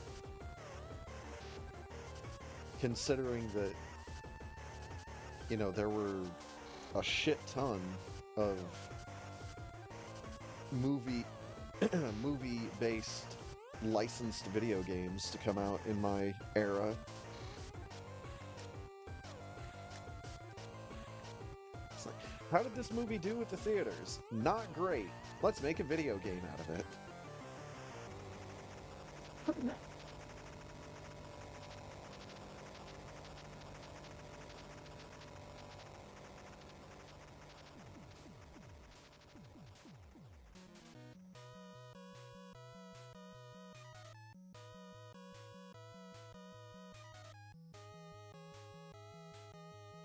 You know, I'd have thought that like an Ant-Man video game would have been a lot of fun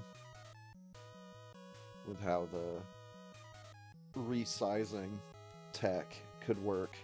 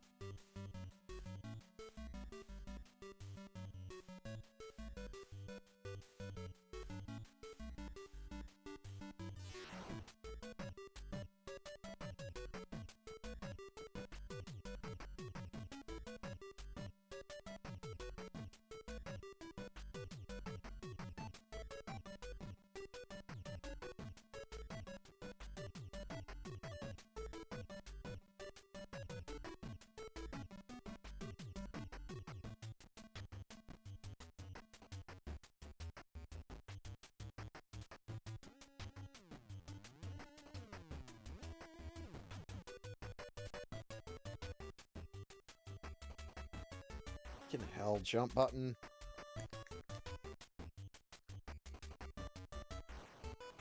A little early in the run to start this bullshit.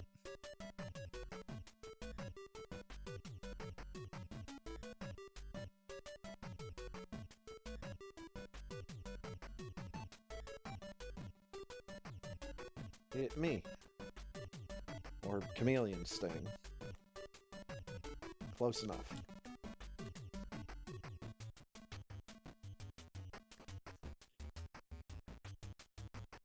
Whoop.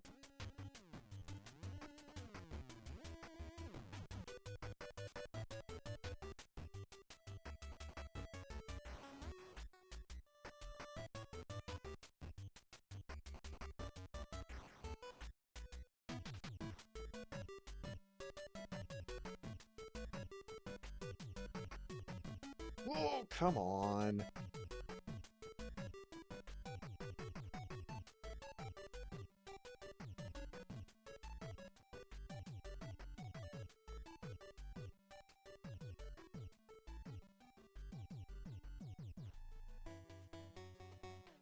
Oh, yeah.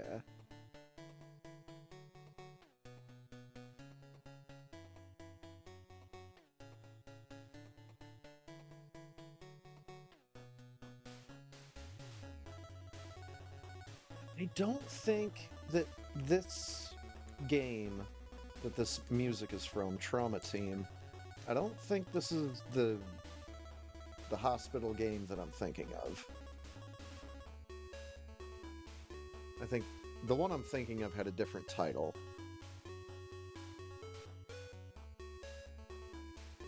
And also, I think it was a Wii game.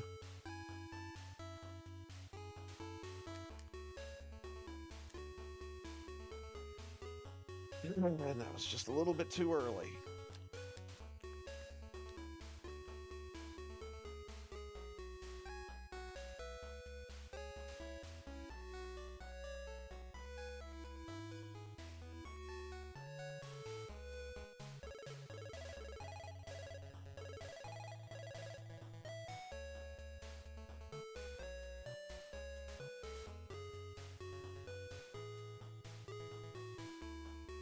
But yeah, not knowing anything more about the game that this music is from, I'll at least say that I really like the song.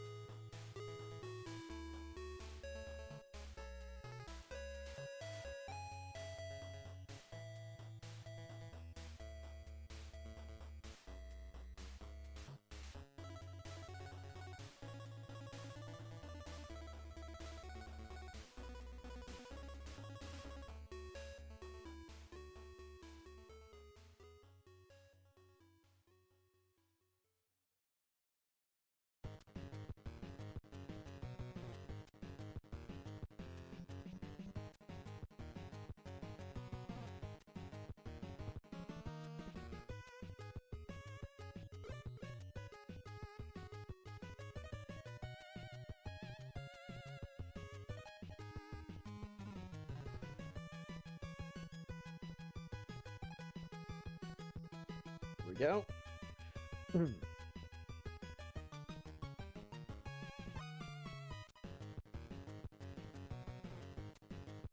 But yeah, I guess I'm still just like... I'm waiting for something on Steam to really catch my eye and catch my attention, but... After getting Euphoria the Saga 2 and Grounded, and a couple other games I could throw in there as well, it's just like, man, everything else on Steam just doesn't really seem as interesting as the stuff that I already have.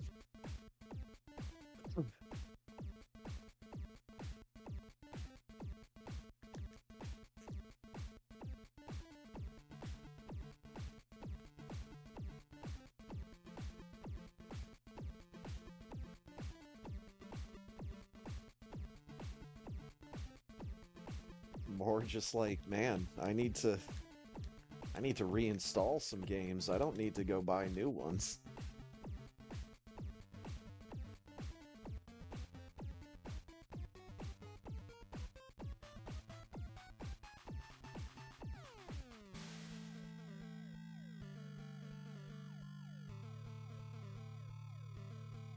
But of course, it is a matter of storage space. Really just need to get myself a second external hard drive that is like just for my Steam collection.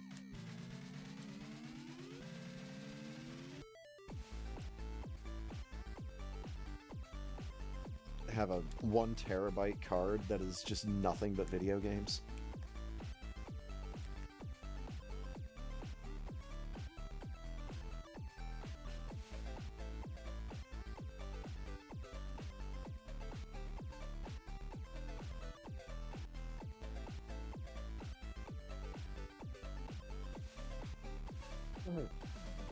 It's just that, like, for certain video games, I need to clear out so much fucking space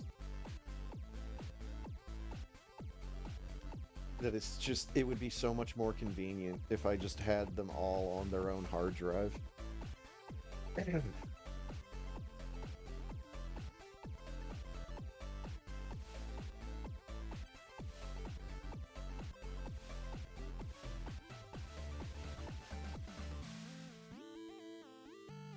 Like, if I want to have Fallout 4 installed, I need to start making life decisions.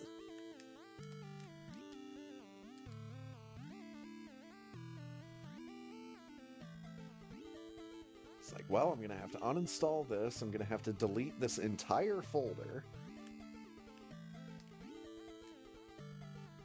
You have to move all of this shit to an external hard drive, have to move this stuff to an SD card.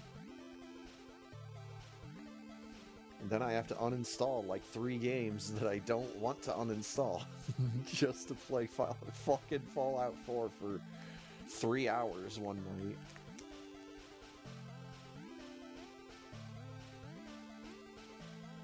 It's the way of the world, though.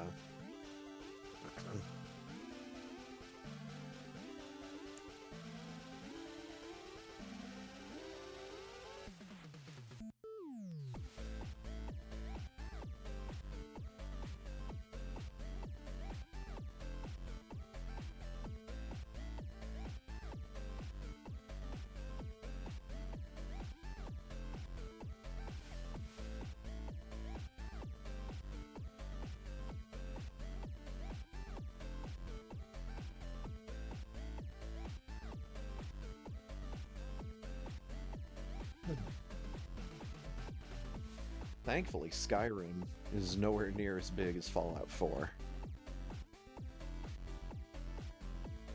So I can pretty much just keep that installed and just revolve a whole bunch of other bullshit around it.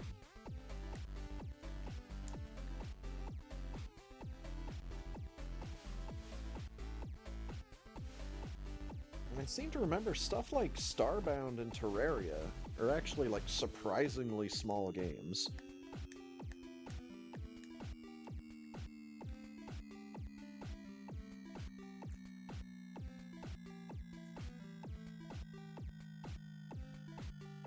Oh, the one thing I'd really like to do,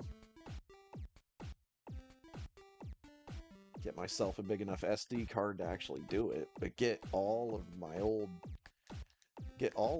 Minecraft shit off of my hard drive.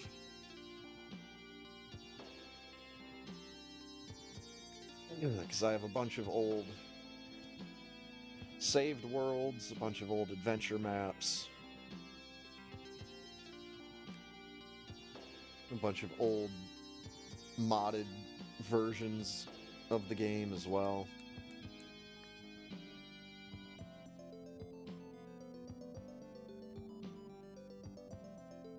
It'd be nice to get that shit segued off to the side somewhere.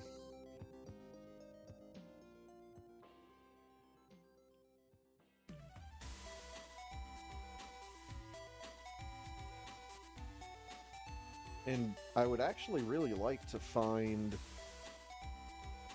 the folder that I had where I kept all of my different Minecraft skins, all of the different player skins that I had.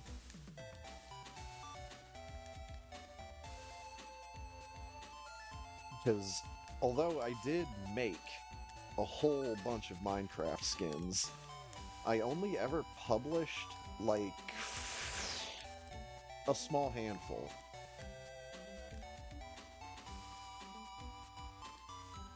And I don't even know if the website that I published them to is still around.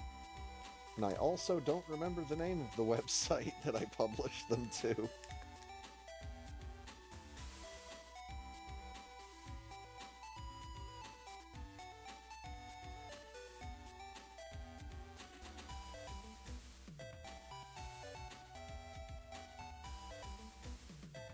I'm trying to think if I actually...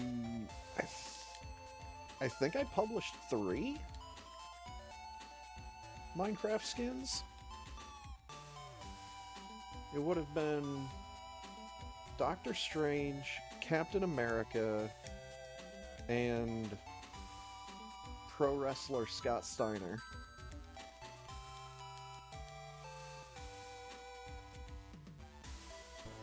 And I'm trying to remember if I uploaded any more skins than just those 3.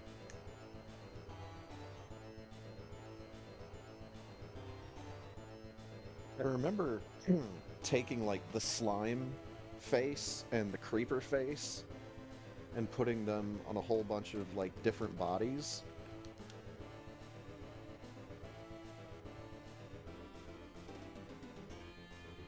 That's not Powerbomb.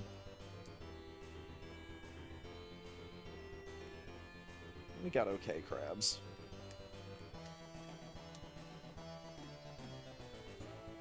But it would just be nice to go through that folder again and be like, okay, no, I made this character and this character, and yeah, I only ever published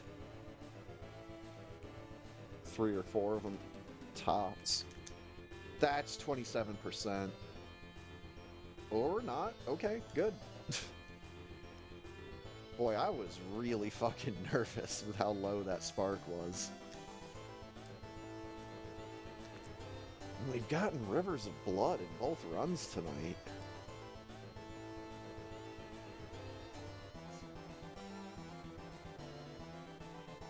Somewhat macabre. Macabre? Macabre? Chupacabra?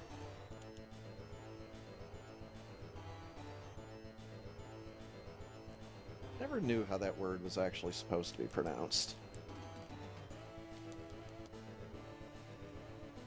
Always just thought that the R and the E at the end were just kind of implied.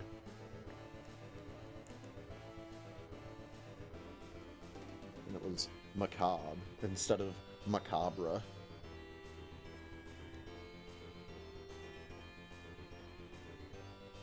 But who can tell? It's not like I'm sitting in front of a computer or anything. right fast. Come on. He got the right part.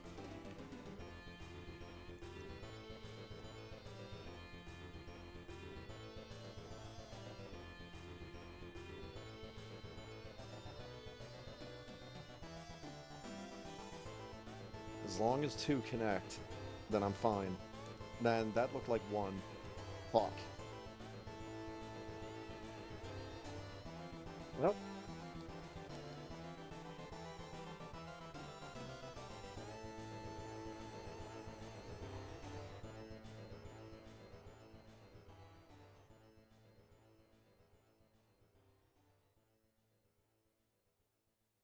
got him with all four there.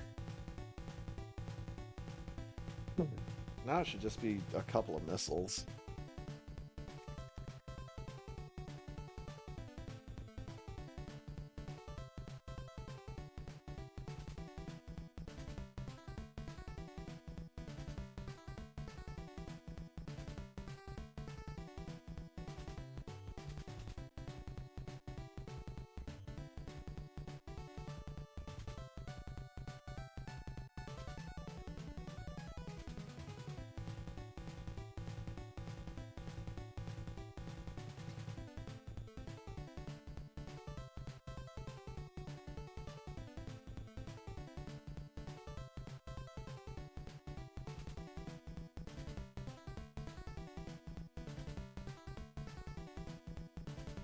Bonk, bonk, bonk.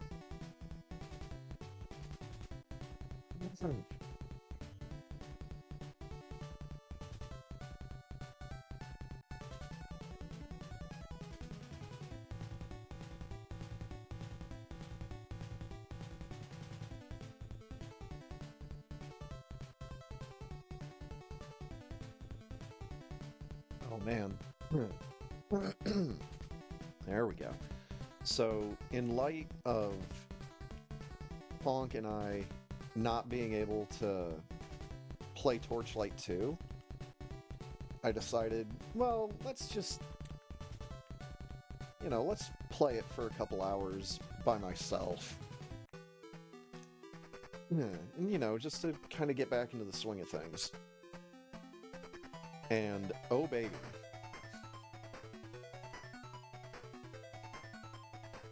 I still love Torchlight 2.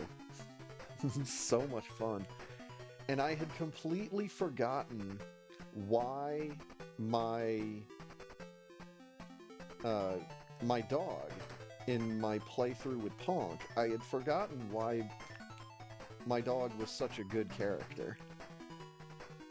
Because I gave my dog summon spells. So basically, my dog was a necromancer. Just summoning a small horde of skeletons and zombies. There we go, that's Attic Spark. But yeah, just like summoning a small crew of the undead to help us out during our adventures.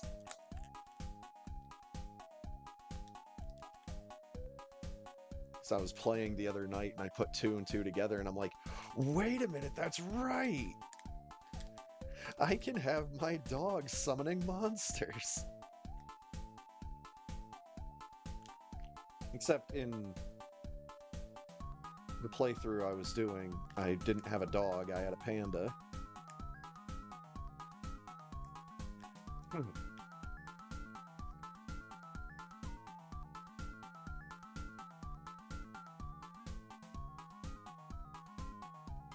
But I definitely think that a lot of the stuff that I tend to remember, quote unquote, about Diablo 2, I think is me conflating it with stuff from Torchlight 2.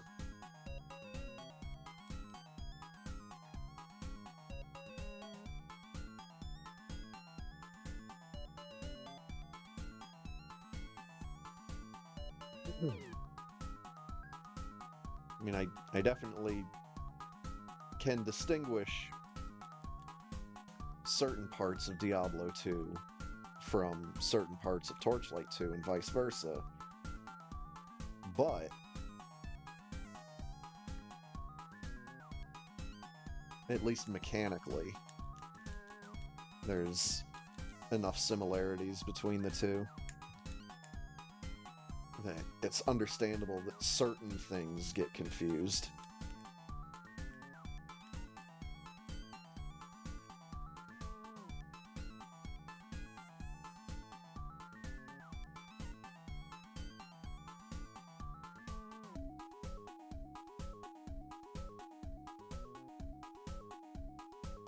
Because I was thinking the other day about actually getting the remastered version of Diablo 2. Just straight up go to Blizzard's website, buy Diablo 2 remaster.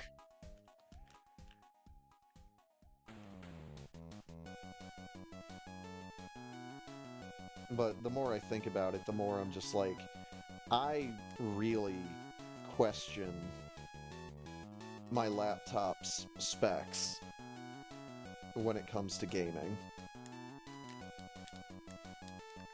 I know it can handle a lot, but it can't handle everything that I throw at it.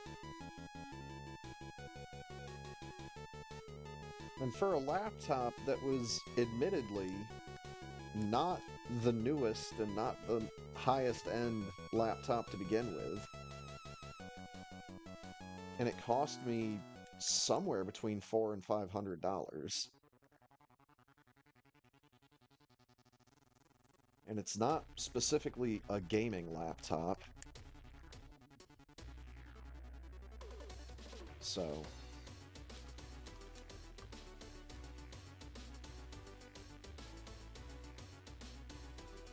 that's why I was kind of hesitant when I saw that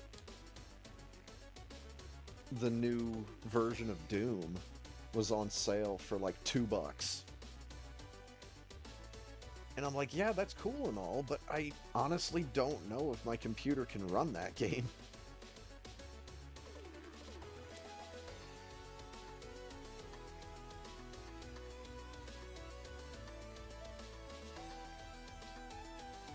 I mean, Fallout 4 is how old of a game at this point, and I still have to muddy that game up for it to run even remotely well.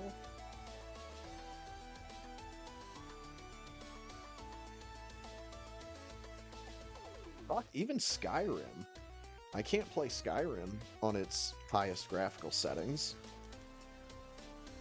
without getting just like a shit ton of stuttering.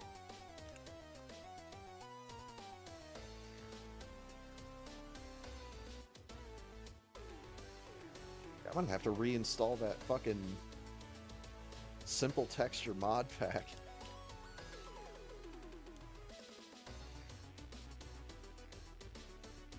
Shame that texture pack doesn't really play nice with Skygerfall.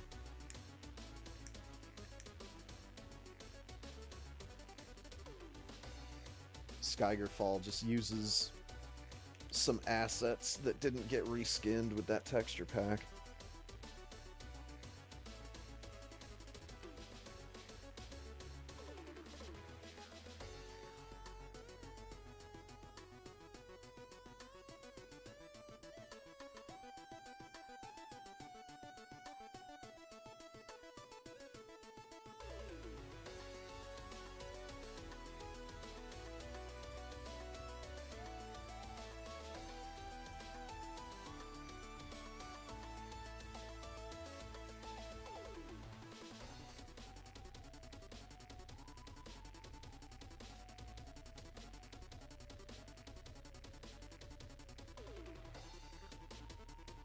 Neat.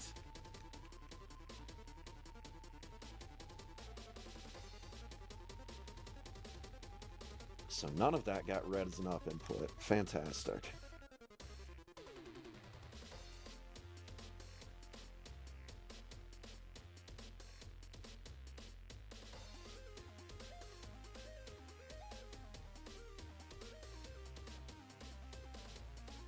Shoot down, you fucking moron!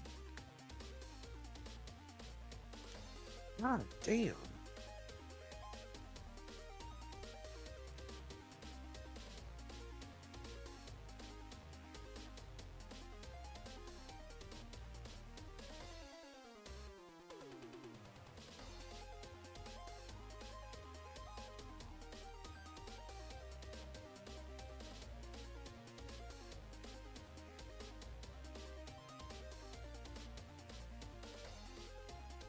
All right.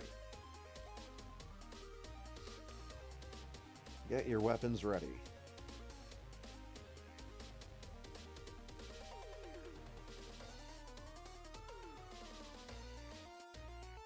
Oh my god, stop swooping.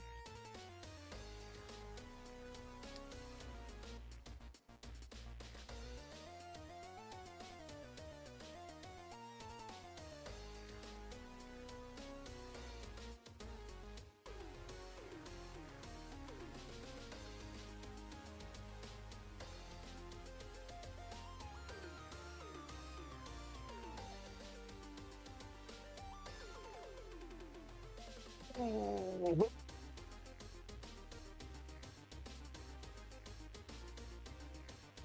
Nom, nom, nom, nom, nom, nom, nom, nom.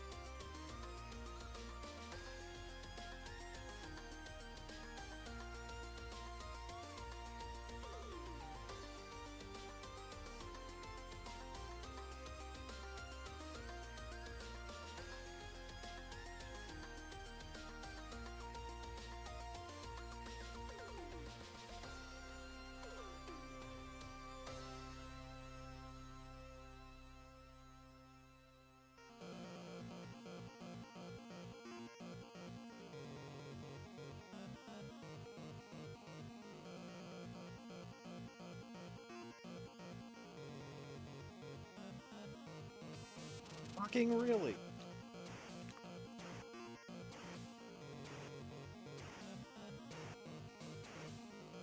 I love not clearing a fucking platform by a matter of pixels.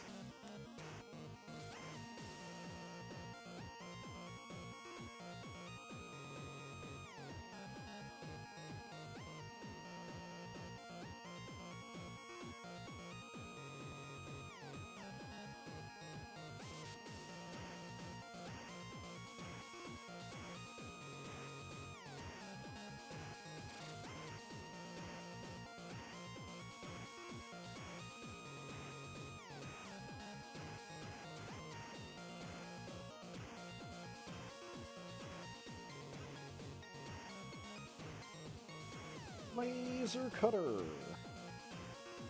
I can cut a whole laser with this.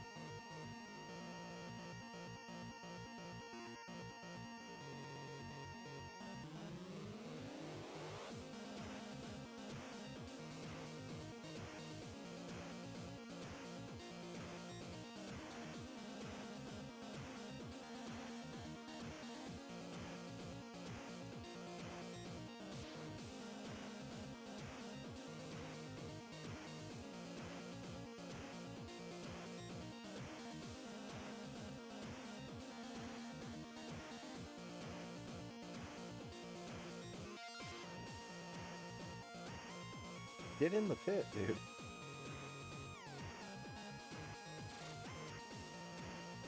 Ugh.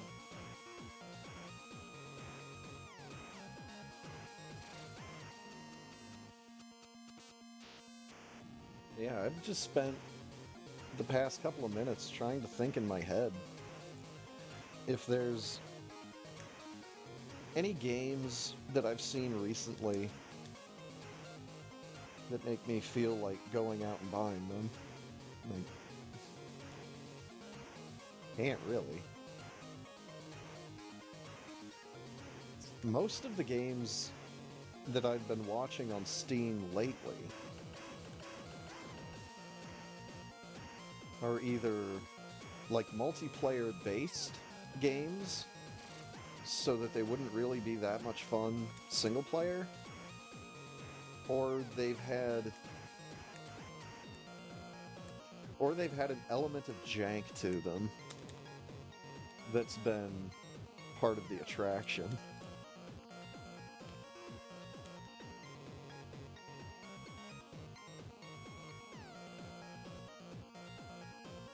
And really, some of the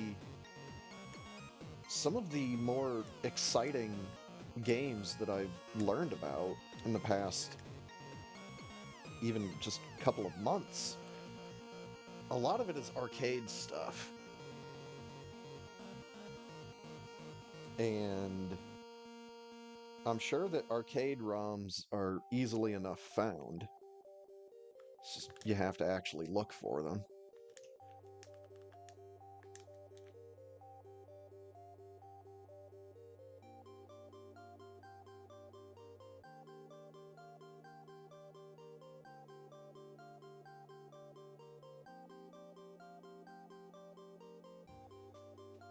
And I'm pretty sure with how the Wii works, I'm pretty sure I could get something like Lucky and Wild to run on here and it'd be just fine.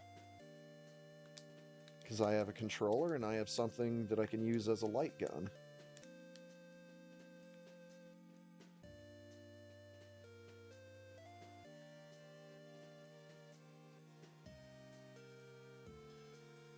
But once again, it's just a matter of actually searching for this stuff and trying to find it. Instead of just like randomly one night saying to yourself, oh, you know what? You should try to find some of this stuff. And then you don't do it.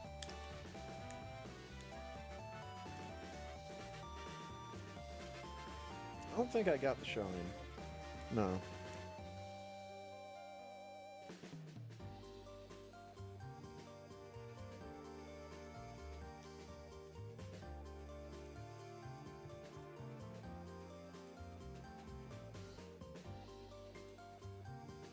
And I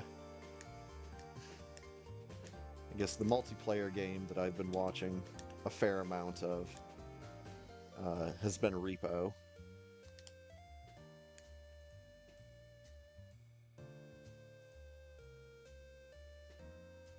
I was just kind of chilling last night when I saw my guy Murphigator streaming Repo with a handful of people. And that was a fun fucking time, let me tell you.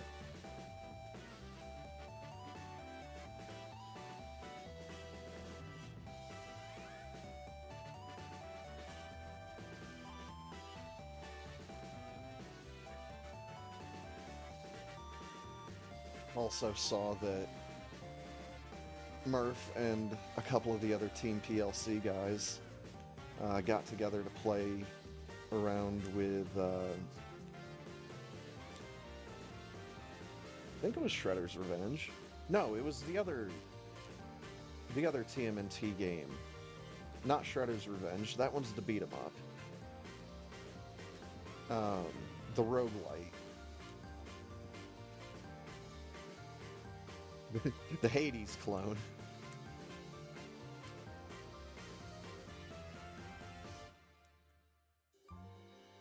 Forget the name on that one.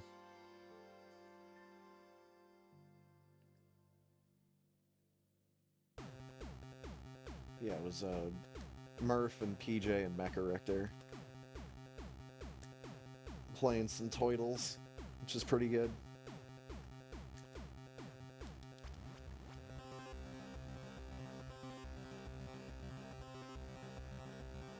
Still can't believe how much quality free entertainment I have gotten from those guys.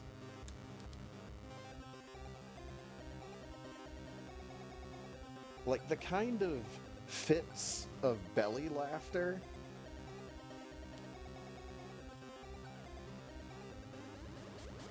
that will either leave you feeling like you need to work out more, or leave you feeling like you're in better shape just from laughing. This happened so many times with their streams.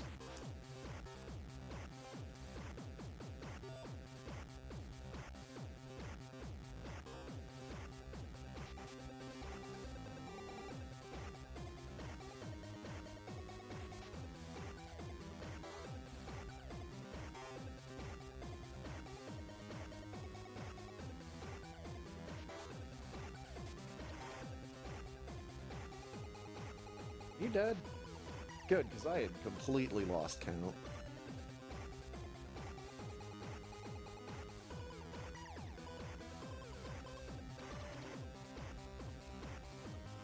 Too busy thinking about people doing dumb things on the internet.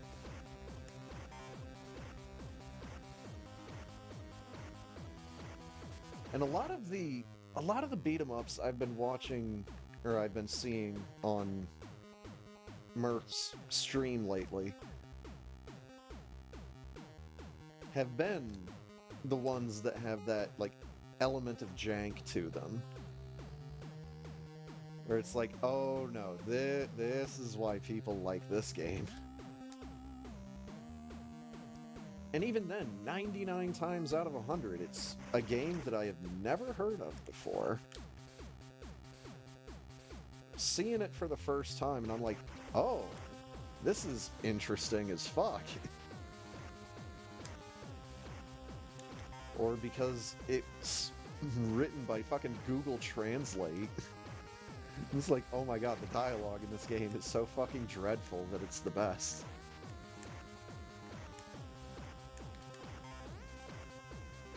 I don't even remember the name of that game. I'm gonna have to get back into my wish list.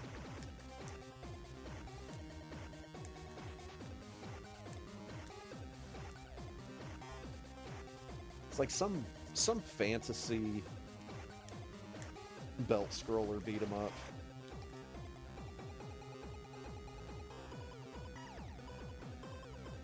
Character models made by 3dcharacterengine.com.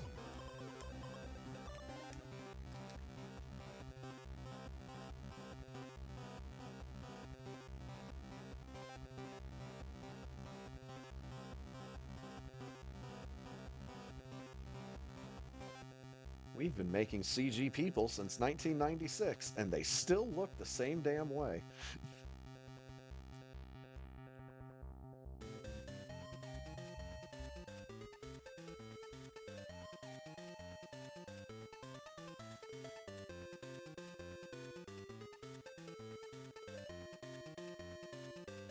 Good old Mega Man Extreme.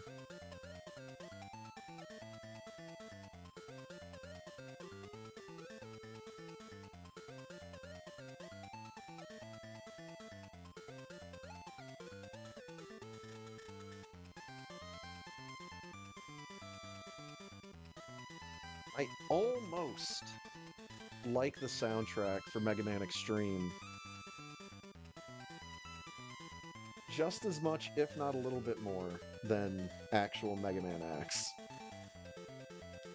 It's mostly because they've had to simplify the themes.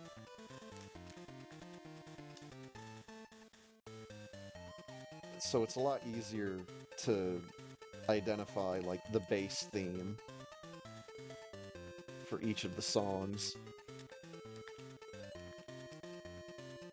instead of possibly having to listen through a couple of additional sound channels. It's one of the reasons why I like Game Boy music as much as I do.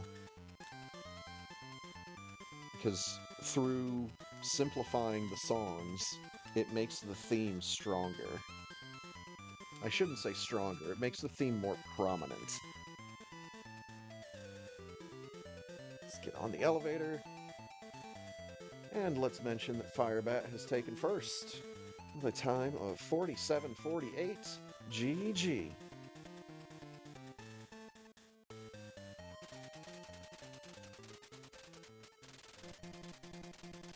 Yeah, buddy.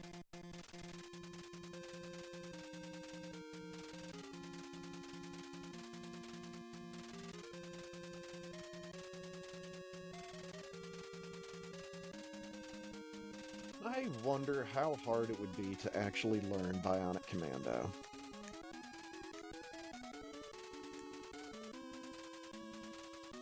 I know where to go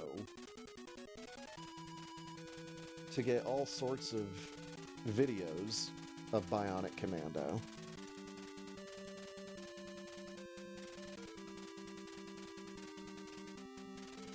And I've always thought that Bionic Commando was like the one NES game where like high-level play of Bionic Commando just looks so fucking impressive. 3 seconds off the 9. Nice. I'm probably going to be a bit more off than that.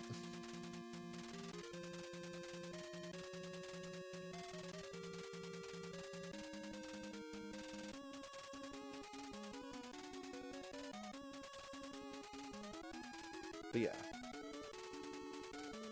Always thought that Bionic Commando was a really visually impressive run.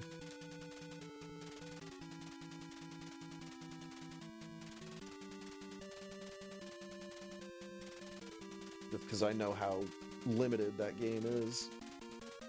So seeing people just swinging and jumping and flying around in that game, making it look easy. It's always been something that's been impressive to me.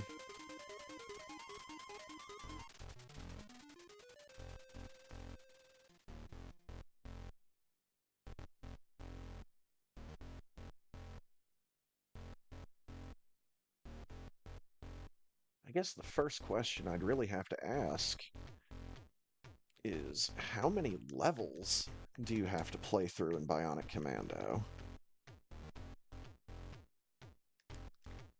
Because that could be a limiting factor.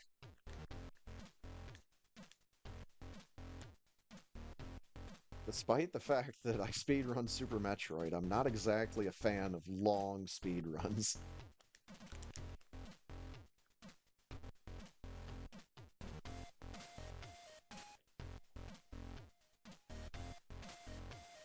I mean, like, the longest actual speedrun that I've ever done, and not just me playing a video game with a timer, is probably...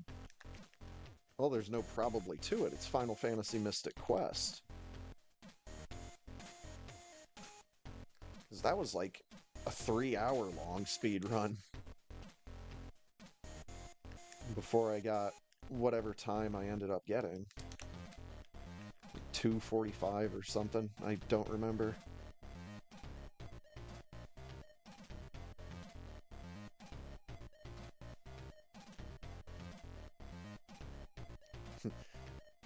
Conversely, I do really like short speedruns, which is why I like DuckTales as much as I do.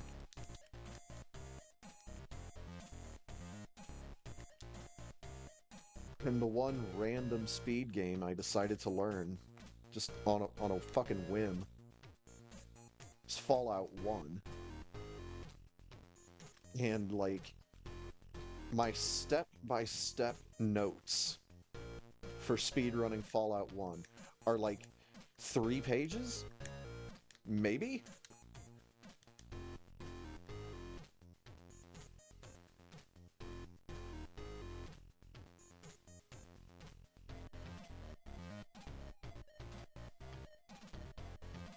And again, that's like step-by-step notes. That's, you know, click on this thing, place this in this inventory.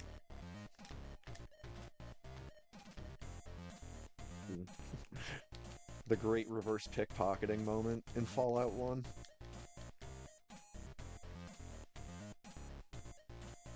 There's a super mutant blocking your path. What do?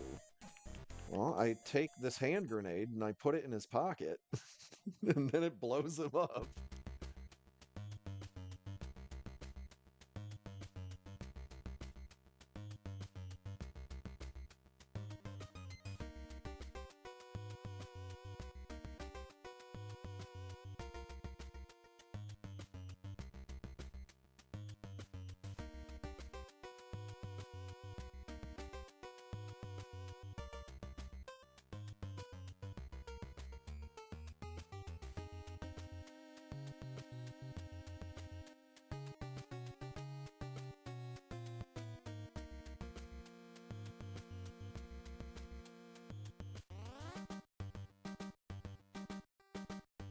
Come on, lady.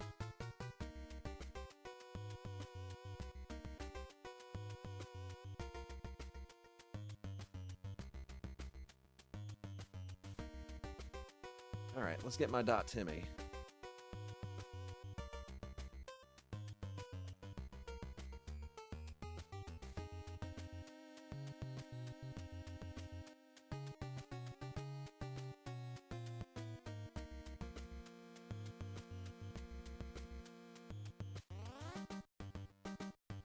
Actually, I think it was either earlier this week or it might have been sometime last week. Actually, picked up Vampire Survivors again. Played that for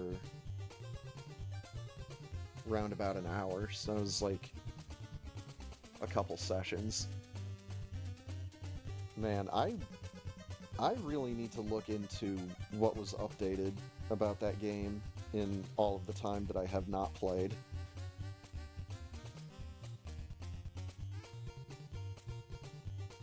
But apart from Vampire Survivors and Torchlight 2,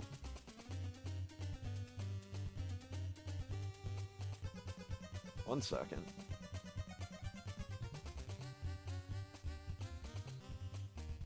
$56.16. So it's gonna be about a middling 58. The one game in my backlog that I played again for about probably around about another hour or so was good old TTV, Trip to Vinelands 2. Oh my fucking god. I love those games. It's gotta be, like, the most drop-dead simple concept for a video game. You know, escape the screen.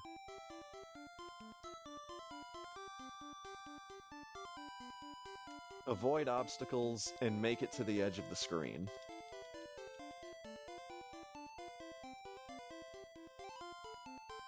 And the look of those games, the sound of those games. I am so happy that those games exist.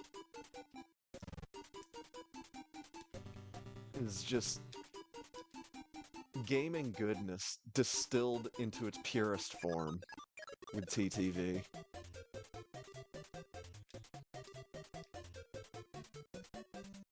And the only reason I keep going back to the second one is because that one just happens to have my favorite soundtrack.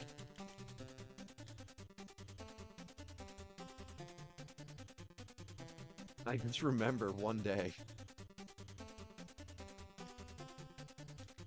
like, you know what? I should look up TTV, see if there's a fourth game in the series. And there was. I'm like, oh shit, I have to instantly buy this now.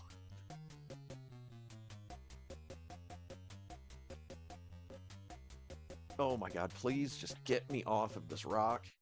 5831 GG. Hell yeah. Oh, we did it.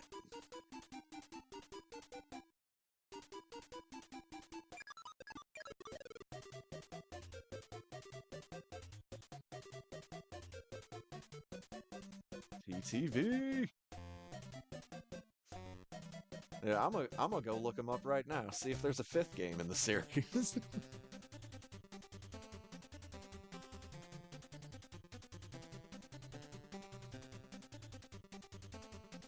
See, those should still be installed and should still be under favorites.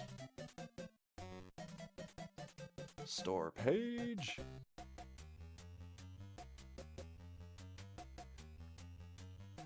See, is that guy's last name supposed to be McAdoo? Mikado? Ooh.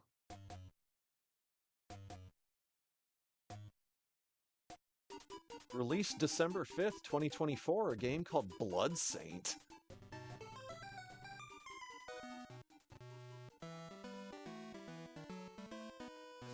And Quicker Flack. Oh, that's fucking right. This dude also made the Ubermosh games. I have a lot of this dude's work. I completely forgot he also did Ubermosh.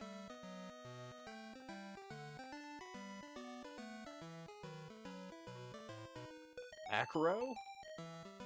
Full acrobatic quadcopter simulator. Freestyle training tool for freestyle drone enthusiasts. Oh boy.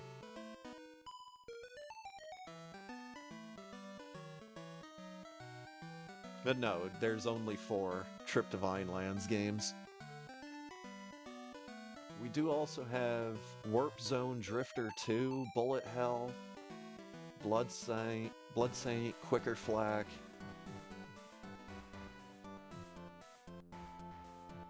Like fucking 8 different Ubermosh games. Swarm Rider Omega.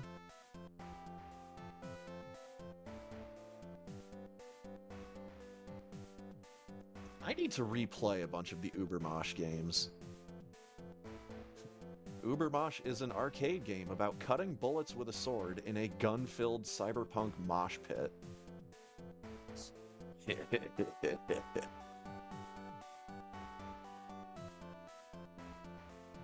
That just sounds like a good time.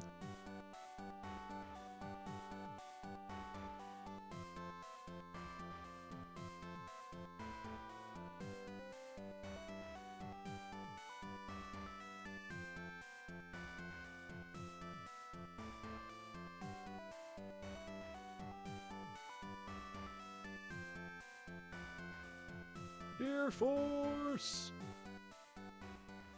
Boy, I wasn't joking when I said there were like 8 Ubermosh games. There's 7 numbered ones. Some of them have like a suffix instead of a number, like Ubermosh Omega or Ubermosh Santicide. A lot of them just have numbers.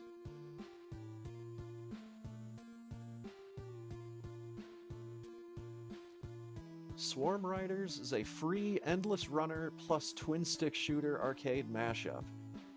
A machine gun swarm surfing minigame.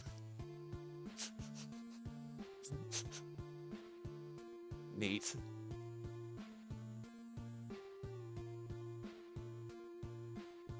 Blood Saint is not a remaster of a 1994 retro hardcore minigame about a cleric performing a ritual for a ruthless synthetic deity, but pretty close.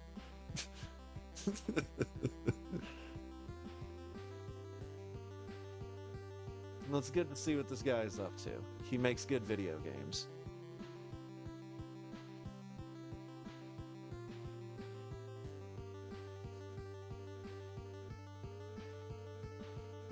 Yeah, Ubermosh was a series that caught my attention pretty quickly when I started using Steam more often. Because all of those games are like $1 when they're not on sale. And when they are on sale, they're like 50 cents. And you can run them on a fucking toaster. So, good news for me, since I've never had a cutting-edge computer.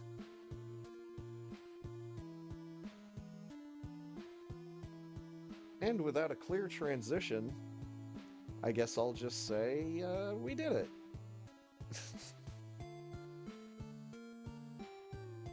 I was gonna try to come up with some kind of segue or transition for that, but no. No. It's just not gonna. I think I'll just be fine with done doing it. Oh. But speaking of done did it, we done did it. Huzzah. And that wraps up another Friday. Holy crap. It's a good night for video games. As always, a big thank you to Ponk for hanging out with some more LEGO Pirates of the Caribbean. Getting into the free play, 100% nonsense of that game now. Still managing to have a lot of fun, because it's a fucking LEGO game. And of course, a big thank you to Insane Firebat for the races here tonight. Always a lot of fun. And for everybody else, thanks for stopping by, thanks for hanging out, thanks for watching. Have yourselves a good night, and I will catch you next time. See ya!